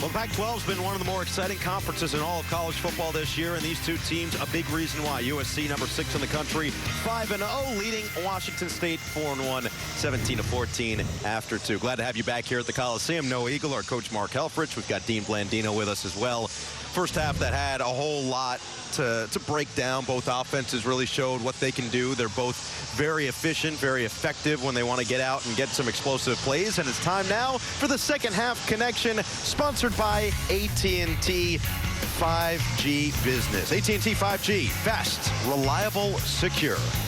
No doubt about this one. Caleb and Mario, no relation, but a ton of chemistry between these two Williams. Hits that whole shot while he just drifts up and out. Good protection up front. And then an almost home run shot here. Cam Ward for Washington State to the running back out of the backfield. The speedy Jalen Jenkins runs through contact and sets up a touchdown play later to Nakia Watson. That was the second half connection. Washington State, pretty even stats between these two teams through the first couple of quarters. First downs, time of possession, total yards. There's no real indicator of which team can gain the upper edge, but Washington State's looking for their first 5-1 start since 2018 when they went 11-2. They've got 23 players from Southern California on this roster, and yet they're playing against a team in USC that has been lethal in the second half. Malik Brown is going to take this second half kickoff back and get it just shy of the 30 to the 28. It's a Trojan offense that in the first half wasn't quite as explosive as what we've grown accustomed to. An offense that has been averaging 42.2 points per game, put up 17 in that first two quarters, but only 63 on the ground, 125 through the air, and now is generally where those jets are turned up. Yes, it is. This third quarter offense has been outstanding. Washington State has to play from the jump. They had a great plan in the first half. To only be down 3, they're feeling good about themselves, but this is the money quarter for this unit. No takeaways for Washington State. They've had multiple takeaways in 13 of their last 18 games. First play of the third quarter is a pass, and it's a dangerous one at that. A little bit too high for Jordan Addison, and another incompletion. Just the 9th of the game for Caleb Williams. Third quarter, by far the best quarter for USC. This year, they are outscoring their opponent 55-7, fourth best margin in all of FBS. Yeah, they come out the first half is, all in all kind of equal. That's where the emotion of the start. You have everything dialed in game plan wise. Now you got to execute to win it. Oh, look out, Ron Stone got home. He's back in there after getting hurt, but Williams dumps it off, and Dye has nowhere to go. Right back to the line of scrimmage, sets up 3rd and long immediately as Shaw Smith-Wade with a great nose for the football. It's great if you're a Washington State fan to see Ron Stone back in there, screen behind a great pass rusher. You got to screen him. Washington State showing a 0 blitz. This is how Oregon State was so effective. These bluff blitzes, then bluff out of it and play zone. Let's see what they do. They're coming. 3rd and 10. Rush doesn't get home. Williams just trying to figure out where to go. Williams, incomplete. He was looking for Rice. Addison slipped downfield. Mario Williams was deep down the sideline, and Addison comes up a little gimpy. 4th and 10 upcoming. He slipped and did not look good there. Watch this. They're showing a 6-man pressure. They add in the 7th. Sam Lockett. Look at Nealon picks up 3. Travis Dye is helping him out.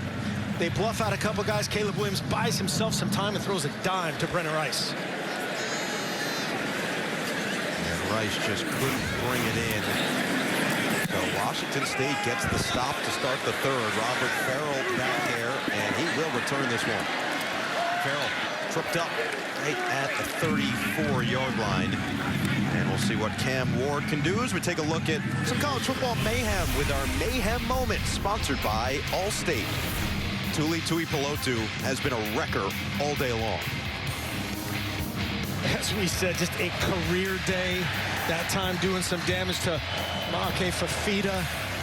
He's been an equal opportunity disruptor coming inside there, working it inside.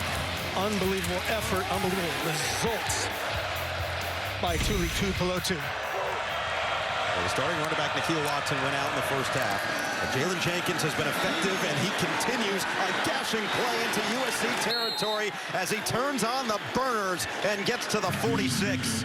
First career game with over 100 all-purpose yards for Jenkins. Was literally just going to say it's going to be, they need Nikhil Watson and his physicality, his experience, his protection. And just like that, Jalen Jenkins rips off another one.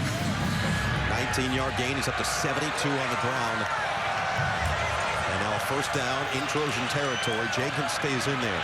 We called it a modified air raid. Eric Morris, the offensive coordinator, doing a great job staying balanced, run and pass.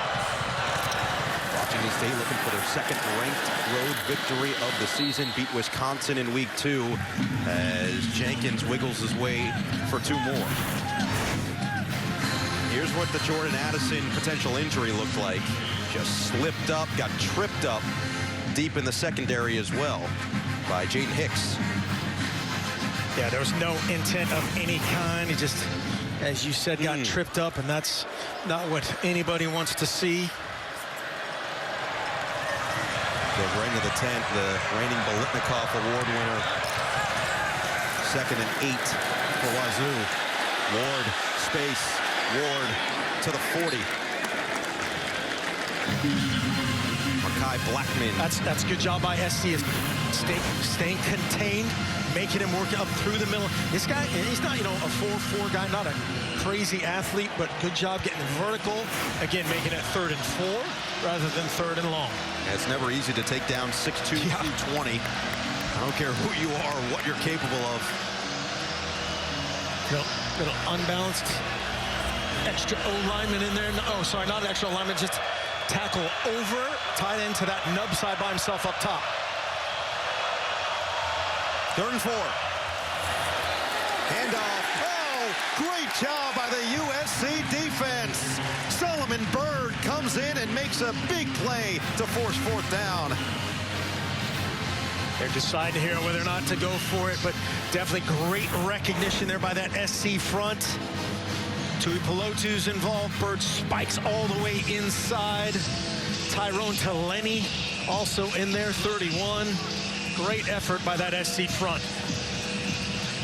Kind of flat and unblockable right there by both those guys. Cam Ward really wanted to go for it. And now with Addison out of the game, it's going to be a different return man for USC. Nick Haberer is going to send it away. And we'll see if the Trojans will even try to take this one back. It's going to be brought in at the 11-yard line. Either way, Washington State gets the early stop. USC responds, and we're back where we started here in the third quarter.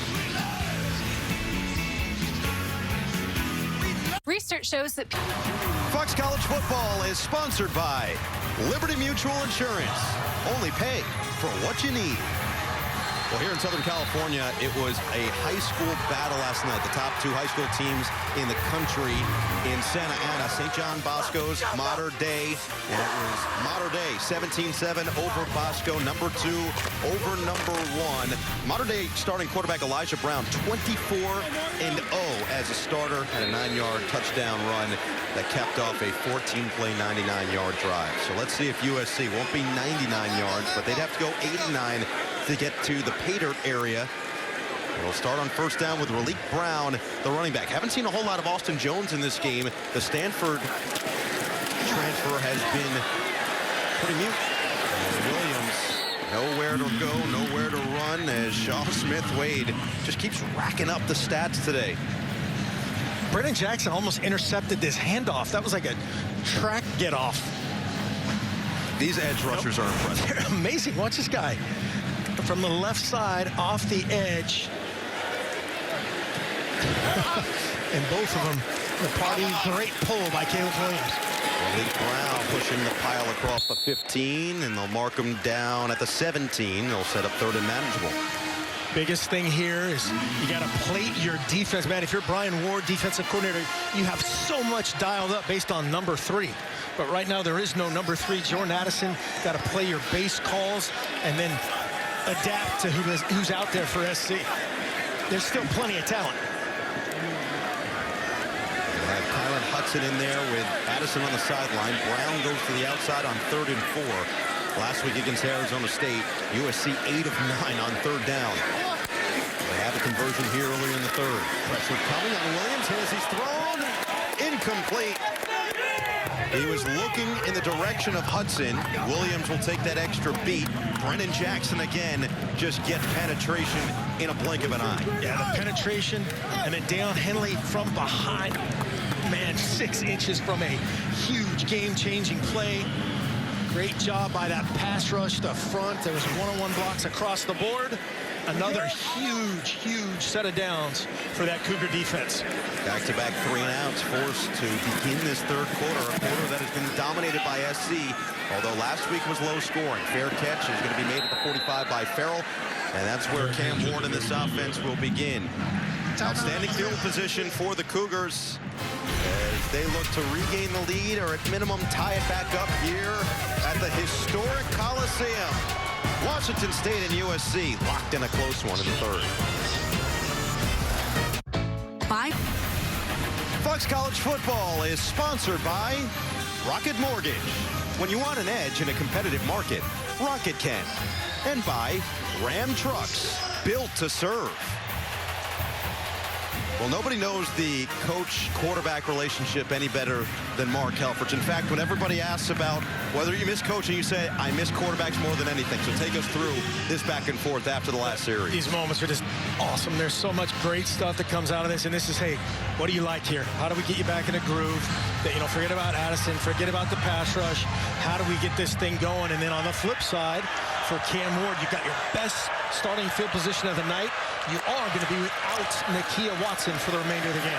Lower body injury for Watson, but an immediate completion to the captain, Lincoln Victor, who is the high-frequency guy of this offense, keeps everybody's spirits high, and a nice gain on first down.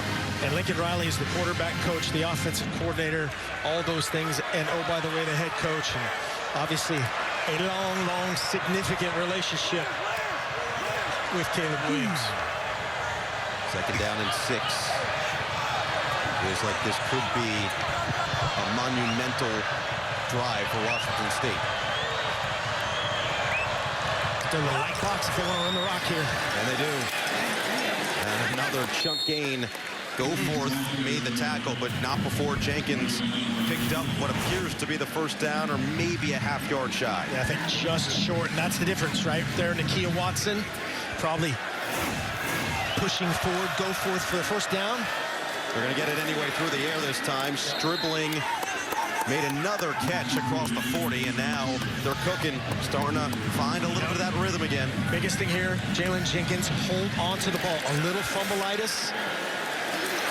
Ward gets rid of it just in time on a dangerous throw. It was Farrell, his intended target, but 3 red jerseys in the area, and that's the Cam Ward experience. Yeah, that looked a little bit early, perhaps, on that contact if you're a Coug fan. Good job getting balanced by Cam Ward. Looked pretty clean from that angle, I will have to say.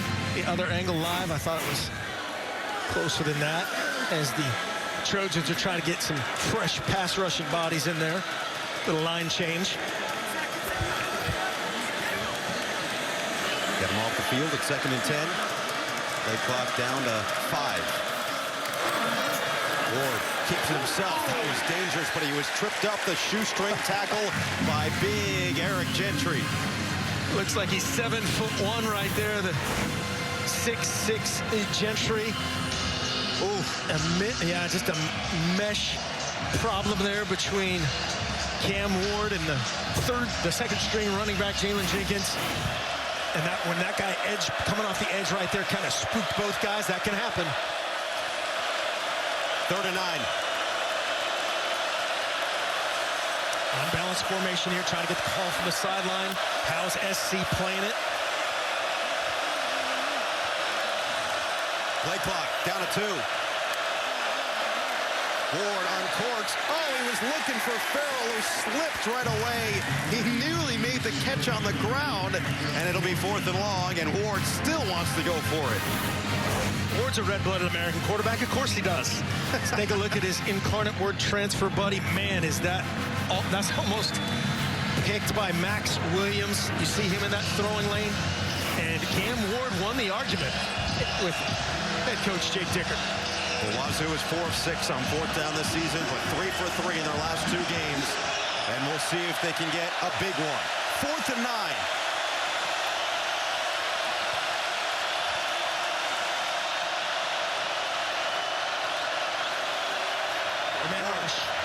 Deep drop. Stays on his toes. Ward. Incomplete. He threw it towards the sideline looking for Meredith. And it'll be a turnover on downs back to USC.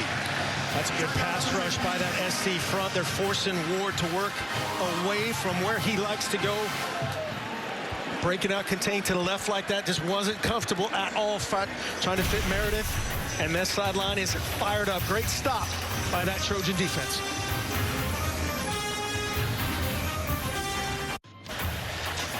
College football is sponsored by Ram Trucks, built to serve. About a half hour away from Venice and the wonderful Venice sign by Great White. Outstanding brunch over there. If you've never had it. I have not. Banana bread. Thanks for the invite, though. Got you. Travis Dye, the running back on 1st down. Caleb Williams trying to find some of that excellence that he had to start this game. And Dye can really put a beating on a defense quickly. Gets into Washington State territory before Brennan Jackson catches up from behind. A big gain. That's a 16-yard pickup for Dye. Just a great job pressing through that traffic. You saw the front of SC get some great movement. Nealon there on the front side. Diedich, Monheim getting it started. How do you get Caleb Williams going? That's a great start. Lincoln Riley loves to run the ball, and that's what really all the opposing teams in multiple weeks we've had this team, they say that's what they're most scared of. And Mario Williams with his 2nd drop of the day. First one in that first quarter, the 2nd drive of this game. It looked like he would have scored, and this one, not much different. As Jordan Addison still on the sideline after getting banged up early in this quarter. No doubt Mario Williams, that one of the first quarter would have been a touchdown, walk-in touchdown. That would have been a much bigger gain, but probably not quite a house call, as it is 2nd and 10.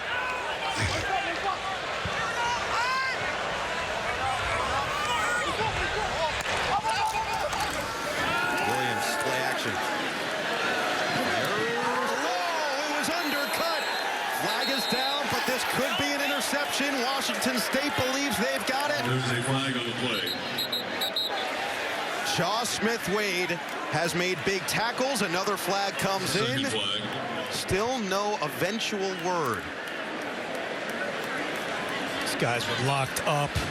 Just be of whether it was a hold by Shaw Smith-Wade, he's coming out of it, giving himself an advantage, or was it a push-off by the SC receiver? And then the late flag could be a sideline warning or something else. We still haven't even gotten possession. It looks like they're going to keep it at USC's direction as they've moved it up past the 40. But they are having an extended discussion here. Fantastic individual effort by Shaw Smith-Wade, regardless of what happens with the multiple penalty markers down. And here we go. Prior to the interception, holding, number 6 of the defense. It's a 10-yard penalty from the previous spot.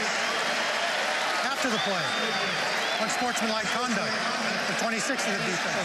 This 15-yard penalty will also be enforced, an automatic first down. This is the first unsportsmanlike for number 26. Let's take a look at the call here. Shaw Smith-Wade, again, their best corner.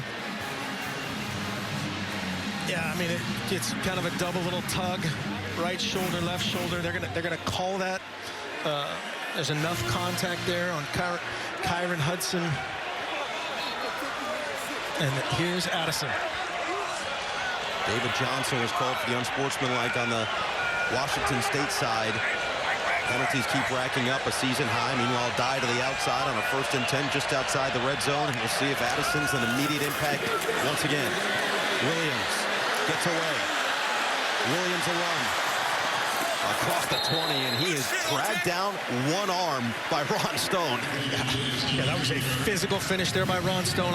A collective sigh of relief for both guys right here, seeing Addison back in there and watching Caleb Williams get up from this physical finish from Stone. A lot of grit from Stone, who looked to be banged up, but as playing well, running efficiently. Meanwhile, Addison's in there. You see him, number 3 at the bottom of your screen on a 2nd and 6. He's got 6 touchdowns on the season through the first 5 games. This is going to be a handoff for Dye, and he scampers forward across the 15. Now Ngoa, who had a 95-yard pick 6 against Oregon. That feels like the type of play that the Cougars could really use. Forces it to 3rd and 3. Dye up to 77 yards and the touchdown. Hand it right back to him. Dye finds the hole, makes a cut. Dye to the outside. He gets there. Touchdown. Flag is down on the field. And we'll see if it's coming back.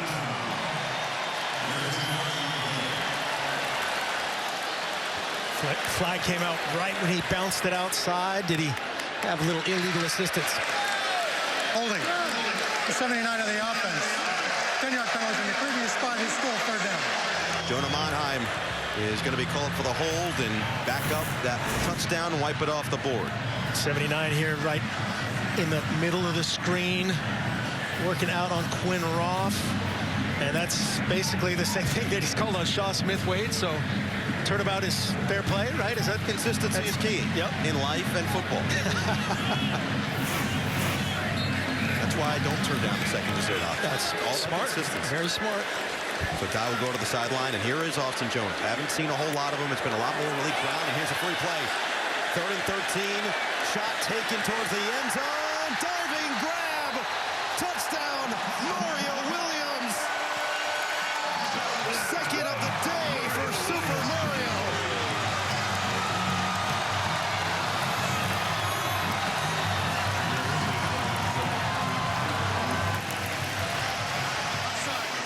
Number 20 of the defense in the neutral zone to snap.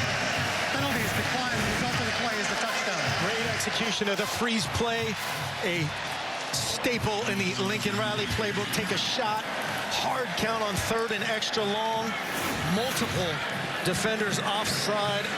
And Williams to Williams. Under review. for a touchdown. It's been that kind of thing. Yes. Just want to confirm everything. You want to make sure you're absolutely correct. We're going to double check here that Williams definitely got under this football. It looked with a naked eye that he did, and this replay will tell it for sure. Williams with a great job staying in the pocket, perfectly floats it over the defense, and I think so. Yeah, certainly nothing from there that would give us any chance to say that's not a catch. The left hand, as you look there, Mario Williams under the ball. This is one of those things to me. The ground doesn't help him make the catch. He has firm control with that left hand, and then eventually his chest, the right hand, and a celebration. Let Traveler run. Should it officially stand, it would be the first career multi-touchdown game for Mario Williams as he transferred over from Oklahoma in his sophomore season. Yeah, that one last look right there, that it does move at the end. But I like how you put it, right? There's not. I like how you put it, that the ground didn't help him make the catch. Yeah. To me, that's got to be the biggest key in determining these. And that is the big question of what is a catch, what isn't a catch. It's a philosophical question we could spend hours on at this point. What an outstanding effort, and here's the After eventual reviewing the play, the ruling on the field stands.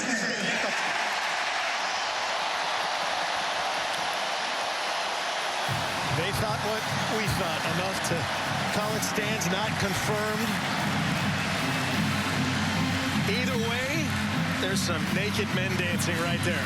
That's all that's going on. A wise man once said anything can happen at the light show, and they let it just ride once again. And sure enough, USC goes back up 2 scores. Dennis Lynch looks to make it a 10-point game. And the best third-quarter team in the conference, 4th in the country, does it again. Mario Williams came over from Oklahoma with Lincoln Riley and Caleb Williams, and that connection has been elite from week 1 on. Second touchdown of the day for number 4, and the Trojans go up 10.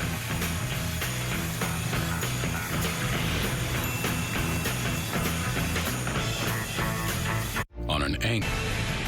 Well, back here in Los Angeles, there have been 2 Hollywood-level stars. Dorian Thompson-Robinson with UCLA has put together a magnificent season, and so has Caleb Williams in his first year at USC. We look at the comparison of these two. 6-0 record, 5-0 record. At the end of the day, that's all that matters. The pass stats, the rush stats, the total touchdowns, those are all great. But if you keep winning, you keep winning. And this will be a fair catch made by Washington State. 2 quarterbacks, what more can you really ask for here in Southern California? And for Caleb Williams, it has been another solid day at the office with 2 passing touchdowns. Meanwhile, this is an intriguing story that we learned a whole lot about this week. Speaking of quarterbacks. Yeah, Lincoln Riley and Eric Morris share lifelong connection, right? Both hailing from Texas, playing against each other in high school. Lincoln Riley's from Muleshoe, Texas. Eric Morris from Shallowater, Texas. Of course they are. By the way, right? Sure, right. Yes. They played against each other. Eric Morris, offensive coordinator with Washington State, did make sure that we knew that he picked him off a couple of times here. Yes, and that was a point of contention. He said multiple, a couple. Coach Riley was very quick to correct. He only remembered one, but we'll have to go to the videotape. If they filmed that from Muleshoe and Shallowater. First time out of So the we have house. some miscommunication here. Washington First of all, fair catch was not completely brought in, right? So muffed, and that's why it's inside the 5. Second of all, play clock issues. That went all the way down, and the timeout's going to have to be called by Washington State. So when we asked Eric Morris about Lincoln Riley, Lincoln Riley was Eric Morris's position coach his last 2 years as a wide receiver at Texas Tech. And my favorite part maybe about the whole story is how Eric Morris got to Texas Tech as a wide receiver. He would bring his game film every single week from high school in a brown paper bag to the coaching staff and say, recruit me. Recruit another Amendola. They had Danny Amendola. They said, we got Danny Amendola. He plays your position. He said, I don't care. Recruit me. He was determined to play there. And Eric Morris said, I knew right away that this guy, Lincoln Riley, had a special mind. He saw the game differently than everybody else. Both from the Mike Leach tree somewhere, some way, and also some great stories about that might not make it air. We would need a second game to do that. Early handoff, Jalen Jenkins. Flag comes down as he is dumped down shy of the 10. Max Williams with another tackle. And we'll see what the penalty is. It's going to be a hold. It'll be half the distance. Holding. Number 77 of the offense. This penalty will enforce half the distance of the skill. First down. Second penalty of the day on Connor Gomes. Take a look at Gomes on the back block. Gosh, that's tough. That's tough, especially with some of the other things that have gone on tonight. That's a tough one, just trying to get that back block going on to Lenny. Cougars playing without their starting running back, Nakia Watson. Danger zone on 1st and 12. Fake the handoff. Ward steps up, clears it up. And it will be Jenkins picking up that same yardage that he got on that original play back to the 9. And if you're a Coug fan, you have heart attacks every once in a while. Cam Ward, and that's one of them. The backward toss in the end zone. These will be rush yards. But a good job making something happen. Step up. Now get out, or run. And then oh my gosh. I love getting inside the mind of a coach because that's got to be exactly what Jake Dickert and everybody else is feeling right now. Yes. 2nd and 5. Send Jenkins out. Ward feeling the pressure, steps up and gets away. Ward fires on the run. Oh, a dangerous throw. He just got it over the top of the fingertips of Gentry. Jenkins and Farrell both in the area, and a sigh of relief for 3rd and 5. Yeah, Jalen Jenkins is about a foot shorter than Eric Gentry there. And man, watch. Ward makes that initial guy miss. Just step up and run there. That's going to be, he might convert it. He probably will convert it. Puts the ball at risk again, but gets lucky. 3rd and short, 3rd and medium.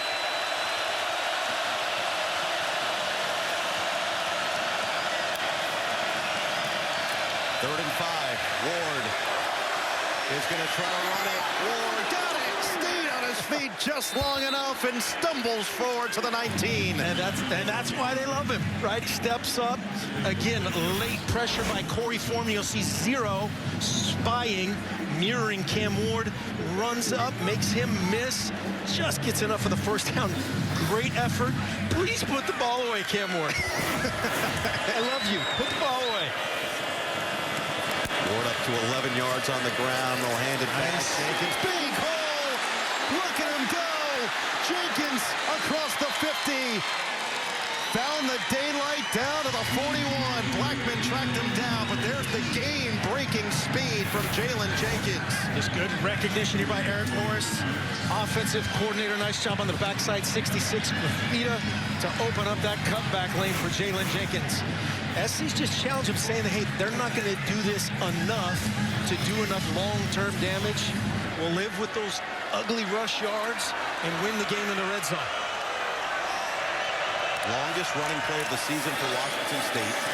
Jenkins, again, he's over 120 yards on the day as he runs into Taufo'o after a short pickup of 2. And he's getting a well-deserved breather here. And if you're just checking in, Nakia Watson, who starter from Washington State, out with what the Washington State sports formation people termed a lower leg. Or, sorry, lower body, not a lower leg. Meanwhile, it's going to be Dylan Payne, the running back. First action.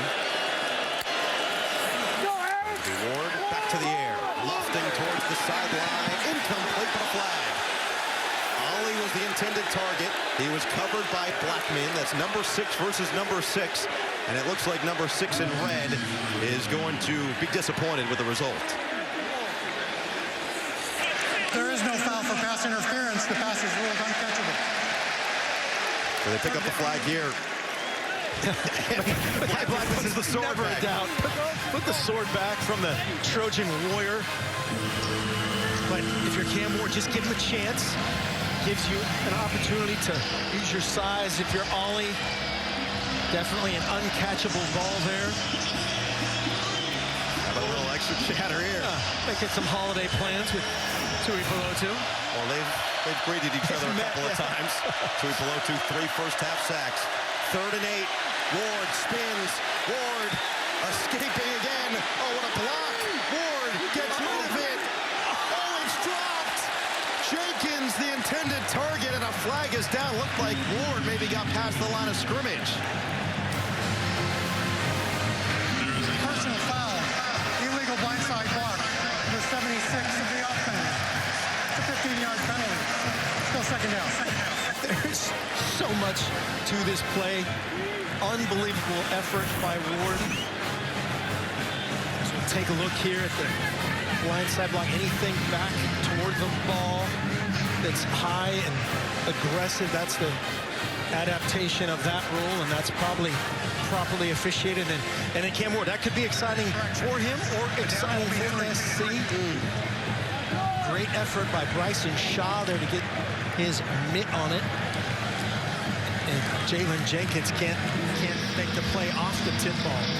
But it's all for naught with the penalty. And that backs them all the way back into their own territory and makes it 3rd and 23. We've seen Ward do stranger things than convert a 3rd and 23 in his own territory. They'll whistle this down. The play clock, meanwhile, is down to 15 here. The previous play is being reviewed for targeting. Now this could get interesting. Yeah. I mean, this was a huge hit. This block was a layout to the max block. And we'll take a look at the replays momentarily, but Grant Stevens, who's the starting right guard, 5th-year senior, North Colorado transfer.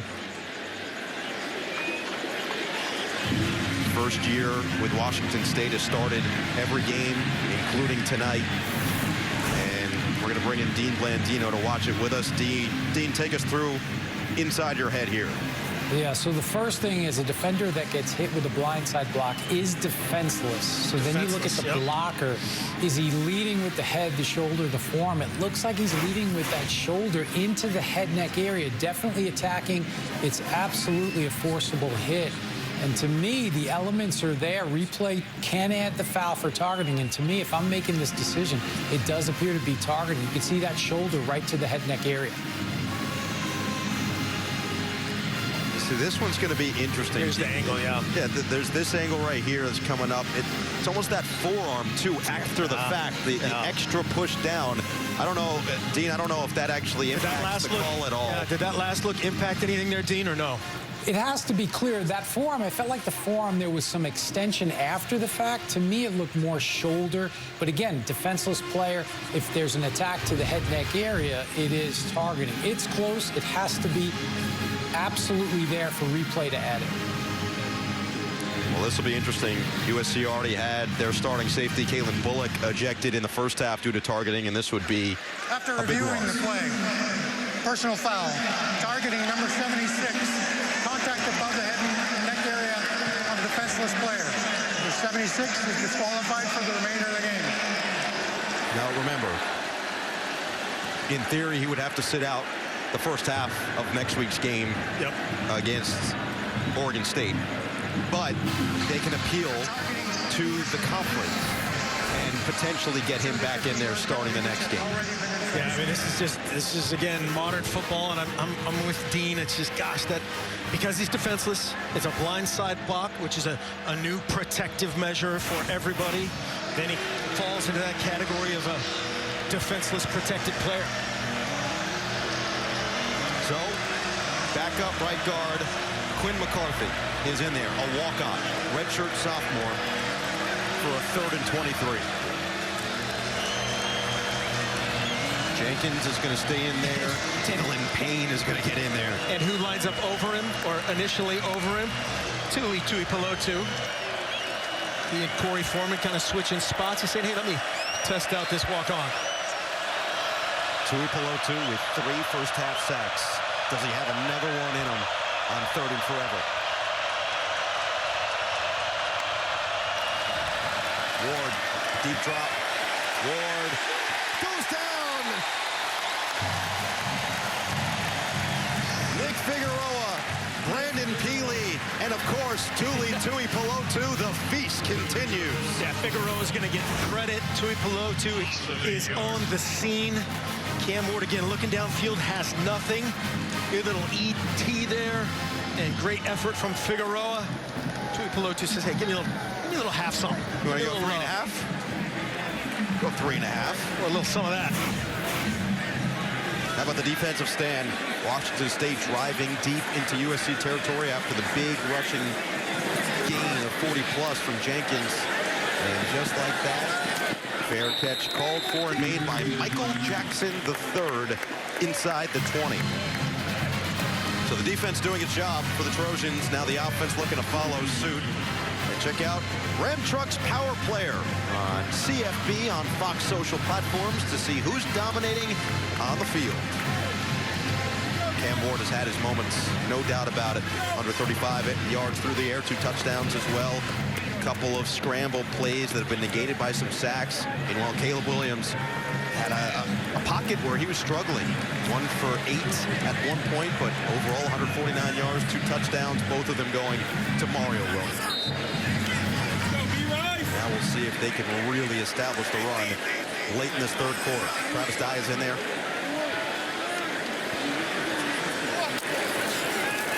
They'll go to the air.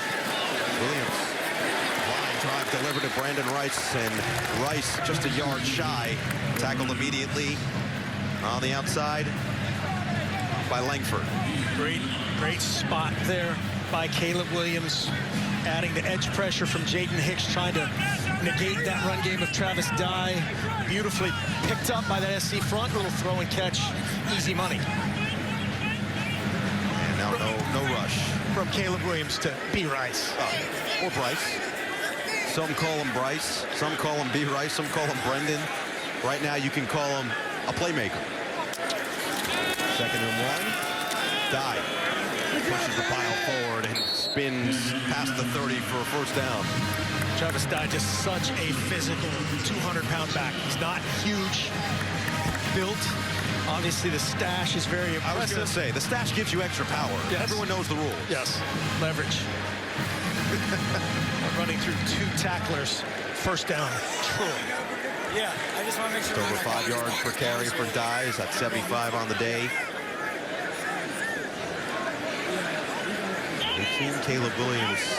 One thing Lincoln Riley told us week 3, and that has continued. I want him to be careful when he does run. Another one for Rice. Spins out of a tackle and gets across midfield. Brendan Rice showing off the pedigree. Dayon Henley finally got to him, but Rice with another big pickup for SC. Same route. Just Rice on Langford, and watch him come back to it and then shed Langford. Henley on the spot. That'll be the end of the third. USC looking for a 6-0 start to the Lincoln Riley era. Washington State battling hard. We've got 1 quarter to play in the Coliseum with the Trojans up 10.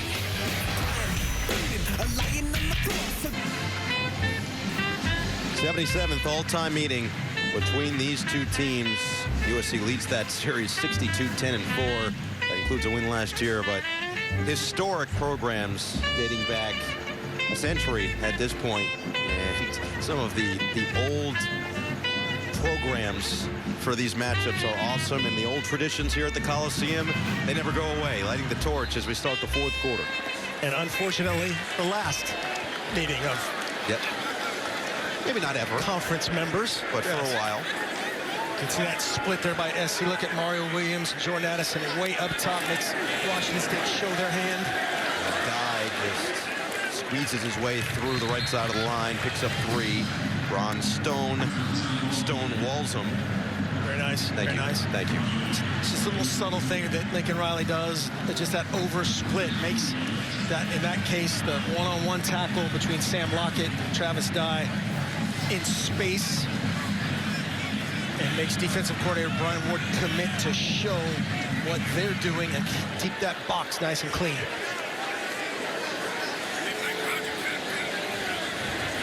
Dye up to 78 yards to go with that touchdown run. 2nd and 7.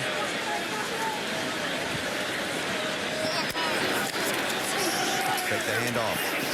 Williams escapes. Williams fighting for yardage at the 35. Deion Henley was with him stride for stride. Not an easy thing to do against Caleb Williams, but he moves the sticks first down. Exactly. So special. Again, we've run out of adjectives with this guy. Great job stepping up. And then here, this again, as a competitor, he's fighting for an extra 6 inches, which you love, but he's taking 3 shots, which you don't love. Just run out of bounds and play that next play. Matt Leinart will get with him, talk with him about that a little bit. That was something that Washington State defensive coordinator Brian Moore did tell us. Like, this guy's tough. He takes Very hits, tough. he gets right back up, and he invites the contact. And he initiates, absolutely. Dye stays in there. Dye's got the football. Stutter step. Travis Dye into the secondary and down at the 15. 20-yard gain for Travis Dye. And USC inside the red zone, threatening once again as Jordan Lee adds to his tally. Great job, grinded. And you see Bobby Haskins, 70, pulling the big tackle. And look at who's on top of it. B. Rice blocking Langford through the play and getting Travis Dye a couple extra yards. You have to have great blocking receivers, selfless receivers to be a great run team, a great screen team. They're working toward that here in LA. Dye at 98 yards, looking for his 4th 100-yard game of the season. He got movement. It will be Dye navigating through the line. He's up over 100 and he's inside the 10. Just continues to churn those legs all the way down to the 7. Again, man, 5'10", 200 of desire. Watch him, same play. It's the same design run that they had on the big gain a second ago. And 2-4 tacklers he carries for 3 extra yards. See the numbers, just an impressive day. And he's been doing this in the Pac-12, getting back to his time at Oregon for a long time. The success has been there pretty much from day one. Got married heading into this year, and the maturity has been huge. He called out their practice habits as Lincoln Riley burst down the line to use a timeout, but Lincoln Riley loved it. Travis Dye is calling his team out. Hey, man, we got to practice better. We got to earn this every rep of every practice. And it's on display tonight again. You know, that's maybe the biggest thing that Lincoln Riley and his coaching staff are looking to instill in this program. As it's time to check out tonight's game summary, sponsored by Pacific Life, creating financial security for more than 150 years. Well, Caleb Williams, we've seen some of that Superman level effort, running out, rolling out, throwing on the run, and literally a wide open Mario Williams to get the first points of the day. Meanwhile, Tuli Tuipulotu, one of the captains of this team, one of the emotional and physical leaders of this team, 3 sacks in the first half alone. He just kept getting home. Cam Ward has done a nice job of responding. Found Robert Farrell for the first touchdown, the incarnate word connection, and then it was Mario Williams with his 2nd TD of the night as he extended the SC lead back to 2 scores, currently at 10, looking for more. But those practice habits, that's one of the bigger deals to Lincoln Riley, to Alex Grinch, to this entire USC coaching staff. They've got a 2nd and 2. Dye zigzags and gets across the 5, first down, or it'll be close to it. Looks like they marked him down just short of that 5-yard line. So yeah, Looked like he had the yardage. We'll take a look at that, but as you see, Brennan Jackson, hands on hips, battling, man. This Cougar team is competing their tails off. It's what they do. Yeah, they do. Absolutely, they do. Good job managing the turnovers for the most part tonight. So 3rd and short is the call. USC will change personnel groupings. Washington State will look to match. Oh, they're going to get somebody off. Nice hustle. Play clock down. They get it off. Hand it off. Dye sprints forward, and he's got it.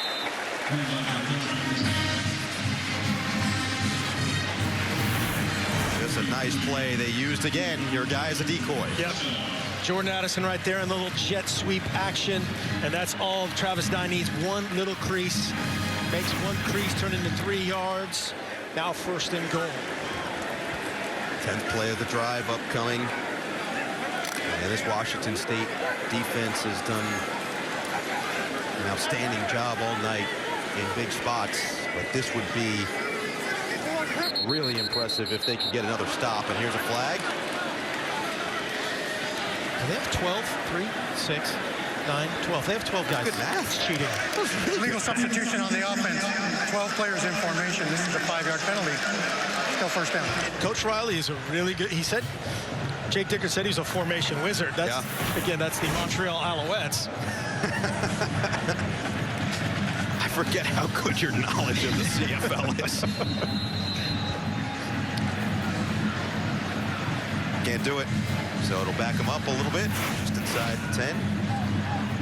And this drive that's eaten up a whole bunch of clock, over 6 minutes now, continues. Do they try to get the Biletnikoff winner a touchdown? It'll be his 7th of the season if they do. Williams looking the other way towards the end zone. Oh, incomplete. And that easily could have been a flag as McCree took a shot at the goal line. Yeah, just kind of a throwaway-ish type of decision. Looked like Lockett coming out of center field. A little trick 'em. Good job by Lockett avoiding any kind of targeting type of possibility. His eyes up, though. That sideline is like, man, pick that ball. Floated one up, gave us one chance. Still 2nd and goal. USC in the red zone this year, 77%. Washington State defensively in the red zone, 79. And this isn't going anywhere. Travis Dye dumped down at the 10, may have lost a yard, and now it's 3rd and goal. Yeah, Stone just knifed in here, untouched. You see 10 off the right side as we're looking to spike inside between Dedich and Monheim. And corrals Travis Dye, gets some help from his partner Brennan Jackson, and that ball was maybe on the ground. I think it was on the ground, and Dye, right place, right time, just jumps right. That ball's out. That doesn't jump, he just falls directly on it. So USC fortunate on back-to-back plays, and now they've got another crack at it on 3rd and goal. Hard count.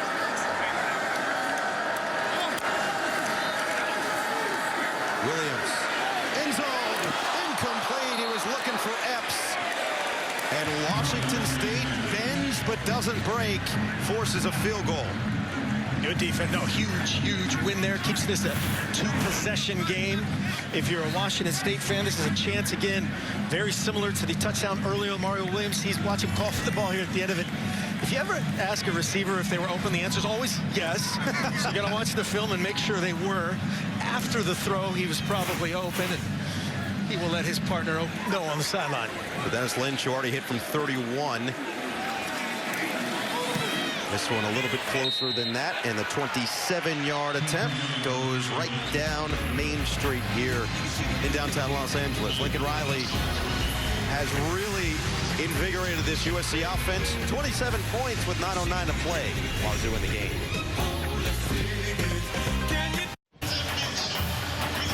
Fox College Football is sponsored by Pacific Life, creating financial security for more than 150 years.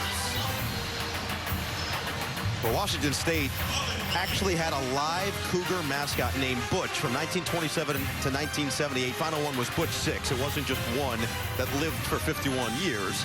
But Washington Governor Roland Hartley gave it to the campus. First live Cougar Cup in 1927. It was named after football standout Herbert Butch Meeker. I mean, that's cool. You get to say you have a live Cougar as your mascot. There's a live Cougar right there. Butch all fired up. It's a 2-score game if you're a Coug fan. Still very much in it. Fair catch actually brought in this time around by Lincoln Victor. And we'll see what Cam Ward in this Washington State offense still has in the tank. This October on Fox and FS1, the National League's biggest stars battle it out on the road to the Fall Classic. National League Division Series begins Tuesday only on Fox and FS1. How do my Giants win the World Series if they're not in the playoffs? Okay, let me do the carry the one quick math. They don't. Oh. Yeah. But I will say that our referee today, Francisco VR, was testing out the microphone before the game. He did say, "Let's go Dodgers," so we know where he stands. That was uncalled for. First down for Ward. Nearly dropped it in the breadbasket for Farrell, but it was broken up by Max Williams on that back end as Washington State just tries to find some semblance of consistent offense. That first half, they had those 2 drives that resulted in back-to-back touchdowns, 186 yards. Since then, in the second half, it's been tough sledding. And USC is just an unbelievable second-half team, outscoring their opponents by nearly 13 points per game in the second half alone. They've already put 10 on the board. Ward out of the pocket. Ward, room to run, first down, and he slides down just shy of the 40. Good job by when they're breaking out, stepping out. They pick up the edge pressure beautifully by Kingston and Hilborn on that left side, and he sees the green grass and takes advantage and saves the hit.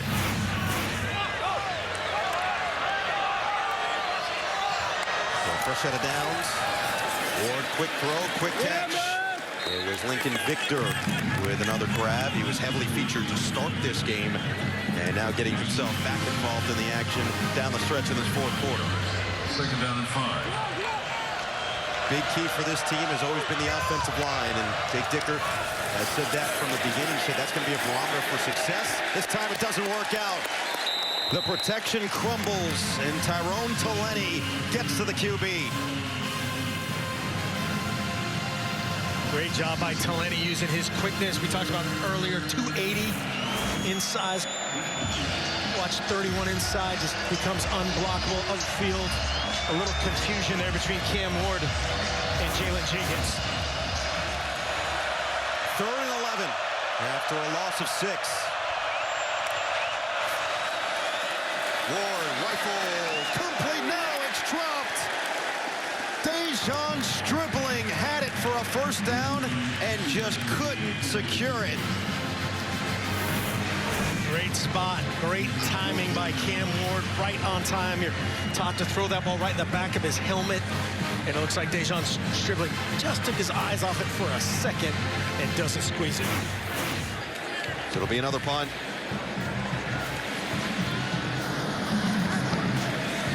Haber will send it deep. Stribling will have a little bit of time to think about that last one. And now Michael Jackson in there instead of Addison, who's a little bit banged up, has played through the injury the last couple of series, will be the return man. And Jackson will look to make something happen. Out of bounds just in front of the 35. Well, Dejon Stribling had what would have been a surefire first down in the palm of his hands. Literally couldn't haul it in. Wazoo down 13. Back here at the Coliseum, we've seen Cam Ward and we've seen Caleb Williams. CW on both sides, and both have made plays and had moments throughout the day. They have been as advertised. You know, talk about their athleticism, the decision-making. Caleb Williams working with the different cast of characters, but Cam Ward fighting him stride for stride. Right now, it has to be up to this Washington State Cougar defense to fight to get him the ball back to have any chance to come back. Flip it over. The other C-Dub wants to finish the deal. Travis Dye has had himself a spectacular day. He'll get the carry on first down, and he's got a whole lot more to add to his total. Across the 50 into Cougar territory, down to the 48. Lockett with the extra effort to get him to the turf. Great effort by the O-line right here that is starting to come together. You see a finish and flat back Thornton there. I think that was Nealon, and Travis Dye protecting that ball with 2 hands. 6 yards per carry. He'll go to the sideline with 125 on the day. They'll get Relief Brown back in there, who's had a couple of moments himself. And this offense, just so many weapons. It's an embarrassment of riches at times with the receiving options, and now with the running back, considering the expanded role for this young freshman, Relief Brown. He's got the carry. Jump cut couldn't quite get him to point B. He'll get stuck at point A at the line of scrimmage. No gain. Great effort that time by Falatea. getting across and getting the young, talented freshman on the ground. If that guy gets in open space, he's gone.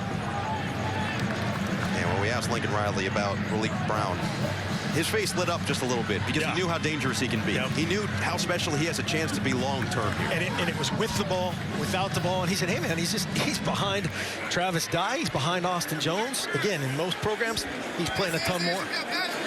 Jordan Addison is in there along with Mario Williams. They get Dye back in there. 2nd and 9 with the play clock dwindling down. Williams gets the snap off. And Dye with another big hole. Tripped up just short of 40. That is a potential first down saving tackle by Jordan Lee. And that could keep Washington State alive if they can get the stop here. Absolutely. Absolutely. Great effort up front again, trying to flatten him out and get it started. Jordan Lee, a little arm tackle. Great fit there by Josh Follow on Thornton. Travis Dye always thinks he should have had more. Look out for number 3, top of the screen. That's Addison on this 3rd and 4. Keep it on the ground.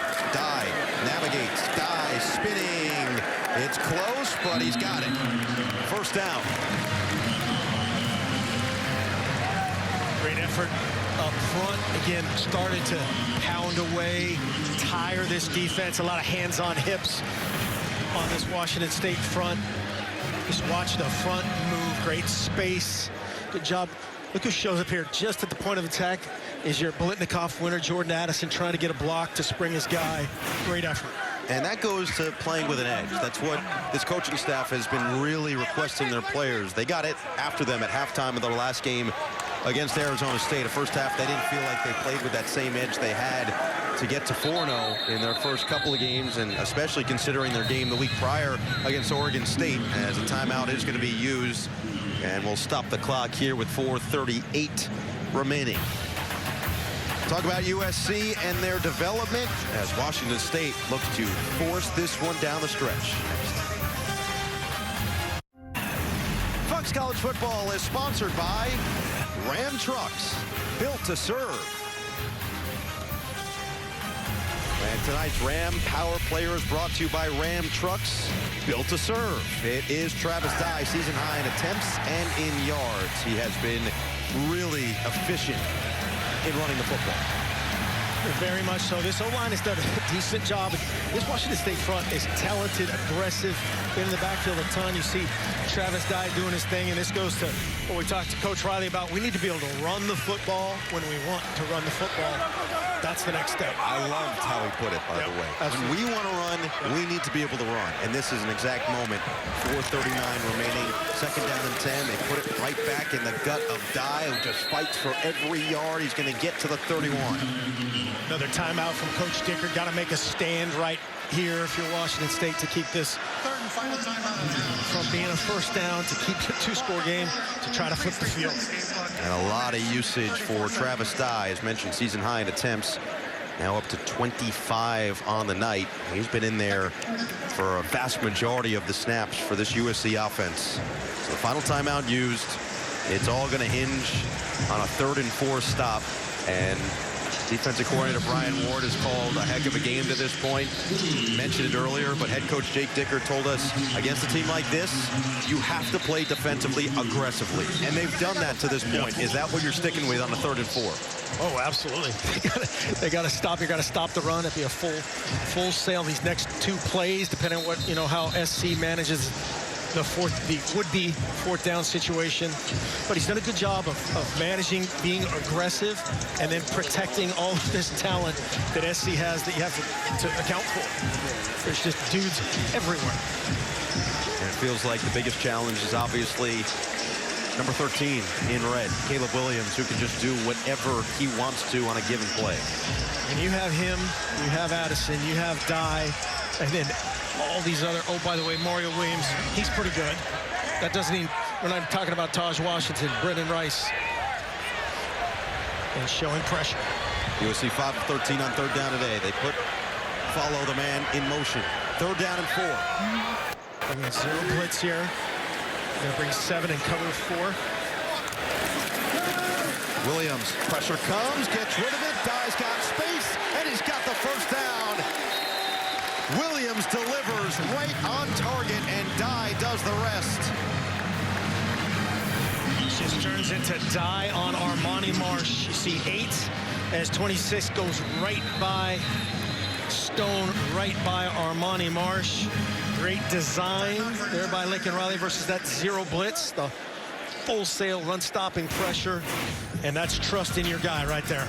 And Marsh is down, so we'll step aside, have an update on the defensive back, but we're back here in LA.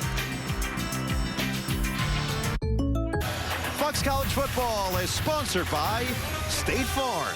The State Farm Personal Price Plan helps to create an affordable price just for you.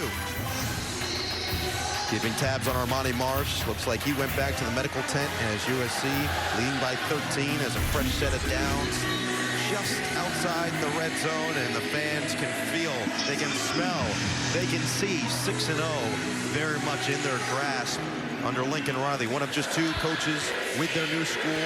Still unbeaten. Sonny Dykes got another huge win. Close win at Kansas today as TCU continues to climb up the ranks, potentially into the top 15 this week. And USC just doing what they're supposed to do.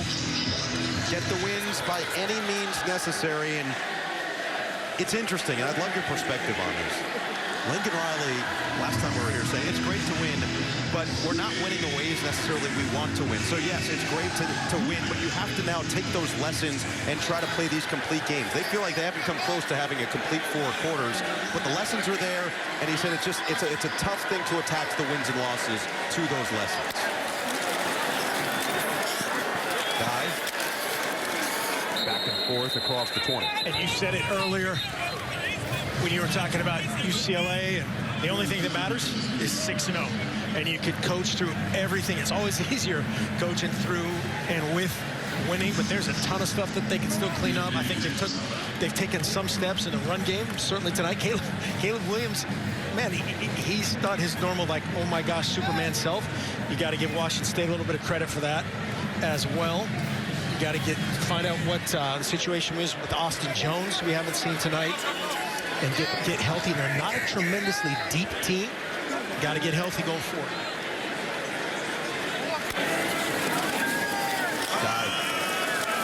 They have really been working him. It's a good point about Jones. Very seldom has he been on the field. It's been more Malik Brown as the relief to die. And it's a pretty good option to have. Number 26 in red, who has come into this game, had 5 touchdowns at 422 yards, and oh yeah, he's only added 144 more and a score. Tough dude. As you take a look at there at number 6, who hasn't played tonight. Won't know why. And you know the Dye family well. You know what's in their blood as football players. Competitive household. Love to compete, love to win. Some great people. 3rd and 8. Another carry. Dye. Oh, he nearly broke it, and a flag comes in. If that play stands, it would tie a career-high 28 rush attempts for Travis Dye. Holding. Number 7 in the offense. This penalty is declined. 4th down. So they do decline the penalty. It'll be 28th attempt, and Lincoln Riley will send out the field goal unit. Key here is going to stay at a 2-possession game. Exactly. That's the thing. We'll take a look at Haskins here getting to the 2nd level on Travion Brown, 82. And looks like he had that left arm extended and opening up a hole for Travis Dye. But yeah, what you said, you still hoping, Pullman. And we saw USC with a funky onside kick recovery last week against Arizona State. So there's plenty here with 2:13 left. Lynch from 31 out made one from this distance earlier. And this kick is good. So Lynch extends the lead to 16. 2:08 remaining. And now we're going to see if Cam Ward really wants to go full gunslinger mode down the stretch. It's that mode. The hold, I was going to say that was not a clean kick, and the holder did a great job there. A little bit of a mishandled snap. I don't know if the snap was inside or he just bobbled it. That's a great job by the kicker, staying patient and finishing through that. Will Rose, the backup punter, is the holder. And Dennis Lynch just staying focused. 3 for 3 today. Now 8 for 10 field goal wise on the season. And And Lincoln Riley just 208 away from win number 6 in as many tries in year number 1 here in Los Angeles. Every play on that last drive, by the way, Mark, Travis Dye touch. 9 rushes, 1 pass, and the 1 catch that he had was a huge first down conversion. Be interesting to see what Washington State does here, man. You got to cut everything loose. They've been pretty conservative in the kickoff return game. Return them all, and they're going to fair catch it. And cleanly brought in by Lincoln Victor. Start Saturday strong with a huge Big Ten showdown as number 4 Michigan battles number 10 Penn State on Big Noon Saturday. All starts with the Big Noon kickoff pregame crew live from Ann Arbor at 10 a.m. Eastern, and then it's Penn State, Michigan next Saturday at noon on Fox. Blake Corum just had another absurd game on the ground, and Michigan, mistake-free football is going to be key. 2 giveaways in 5 games. McCarthy has been efficient himself. Ohio State continuing their blowout ways as they're going to start on the ground. I mean, that's actually been one of the more efficient plays for Jalen Jenkins, who ripped one off for 41. He's well over 100 yards on the day and gains 4 more. They're going to go quick. Going back to that Michigan talk, got to send our thoughts to Michigan running back coach Mike Hart, who went down. We don't know exactly what happened, but left the game on a cart. We wish him obviously nothing but the best. So that ball came loose. Figueroa jarred it from Cam Ward here from behind, and then Washington State gets right back on it. Actually, it looks like Ward almost tried to pitch it back. I think he was trying to throw it right there at the very end. Just great effort. Got a fresh group of pass rushers in there. Figueroa trying to do his Tui Pelotu impression. Oh boy. Get it to Farrell, and he just threw him right into the arms of Mekhi Blackman. A little extra words back and forth between the two. Actually, Farrell and Eric Gentry, and there is a flag at the 30. Blackman just phenomenal splitting 2 offensive players. Interesting there. Looked like the sideline. Gentry came in late, and Farrell took exception to that as Blackman had him wrapped up, and the play looked like it was whistled dead. Yeah, it looked like the line judge threw the flag on the sideline late. Sideline warning. Washington State, their first of the game. The clock will start on my signal. So get up and go here for Cam Ward. 4th down, give your guys a chance. Washington State 0 for 1 on 4th down today. 4 for 7 on the season. This one 4th and 8. Gotta go. Taking their time. Clock ticking. And now a whistle. Lincoln Riley took timeout here right before the snap. Didn't like his defensive alignment, apparently. Second timeout of the half. And a lot of this goes back to 30 seconds of duration. Instilling the right culture, building the right habits. Take a look at this right here, and Riley got it off just in time. He was ready. He was prepared for it. Go back to the days at Muleshoe. That'll do it for you. That's my theory of there's a Texas town named after everything. I think you're right. Muleshoe. You got. I think you brought it up to both Riley and Dennis Simmons, and they're both like, yeah, pretty much. Italy? No, it's Italy, right? There's everything.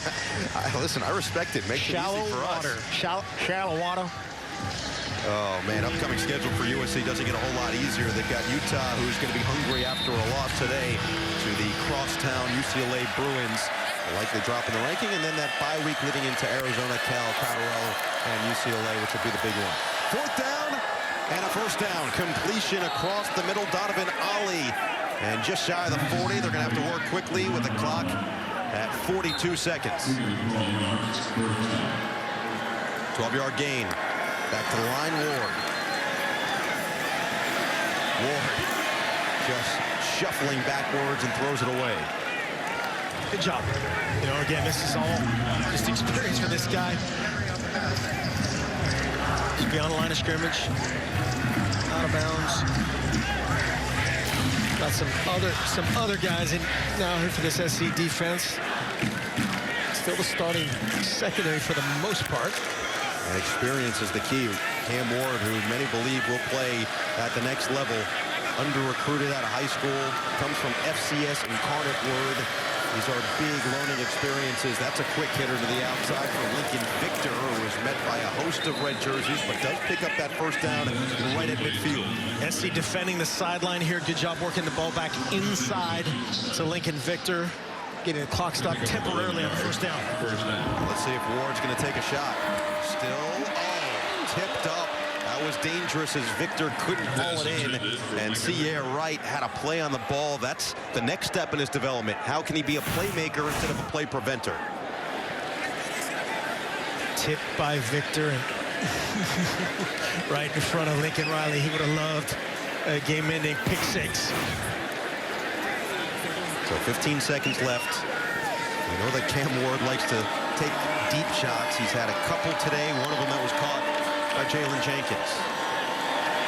Ward steps up, sidearm, brought in. It is Jenkins, and he is going to try to evade for as long as possible, but it looks like he is right at that line to gain. Short. And clock's going to tick all the way down. That'll do it as Lincoln Riley improves to 6-0 in his first year as the head coach at USC. The Trojans get a victory over Washington State, 30-14.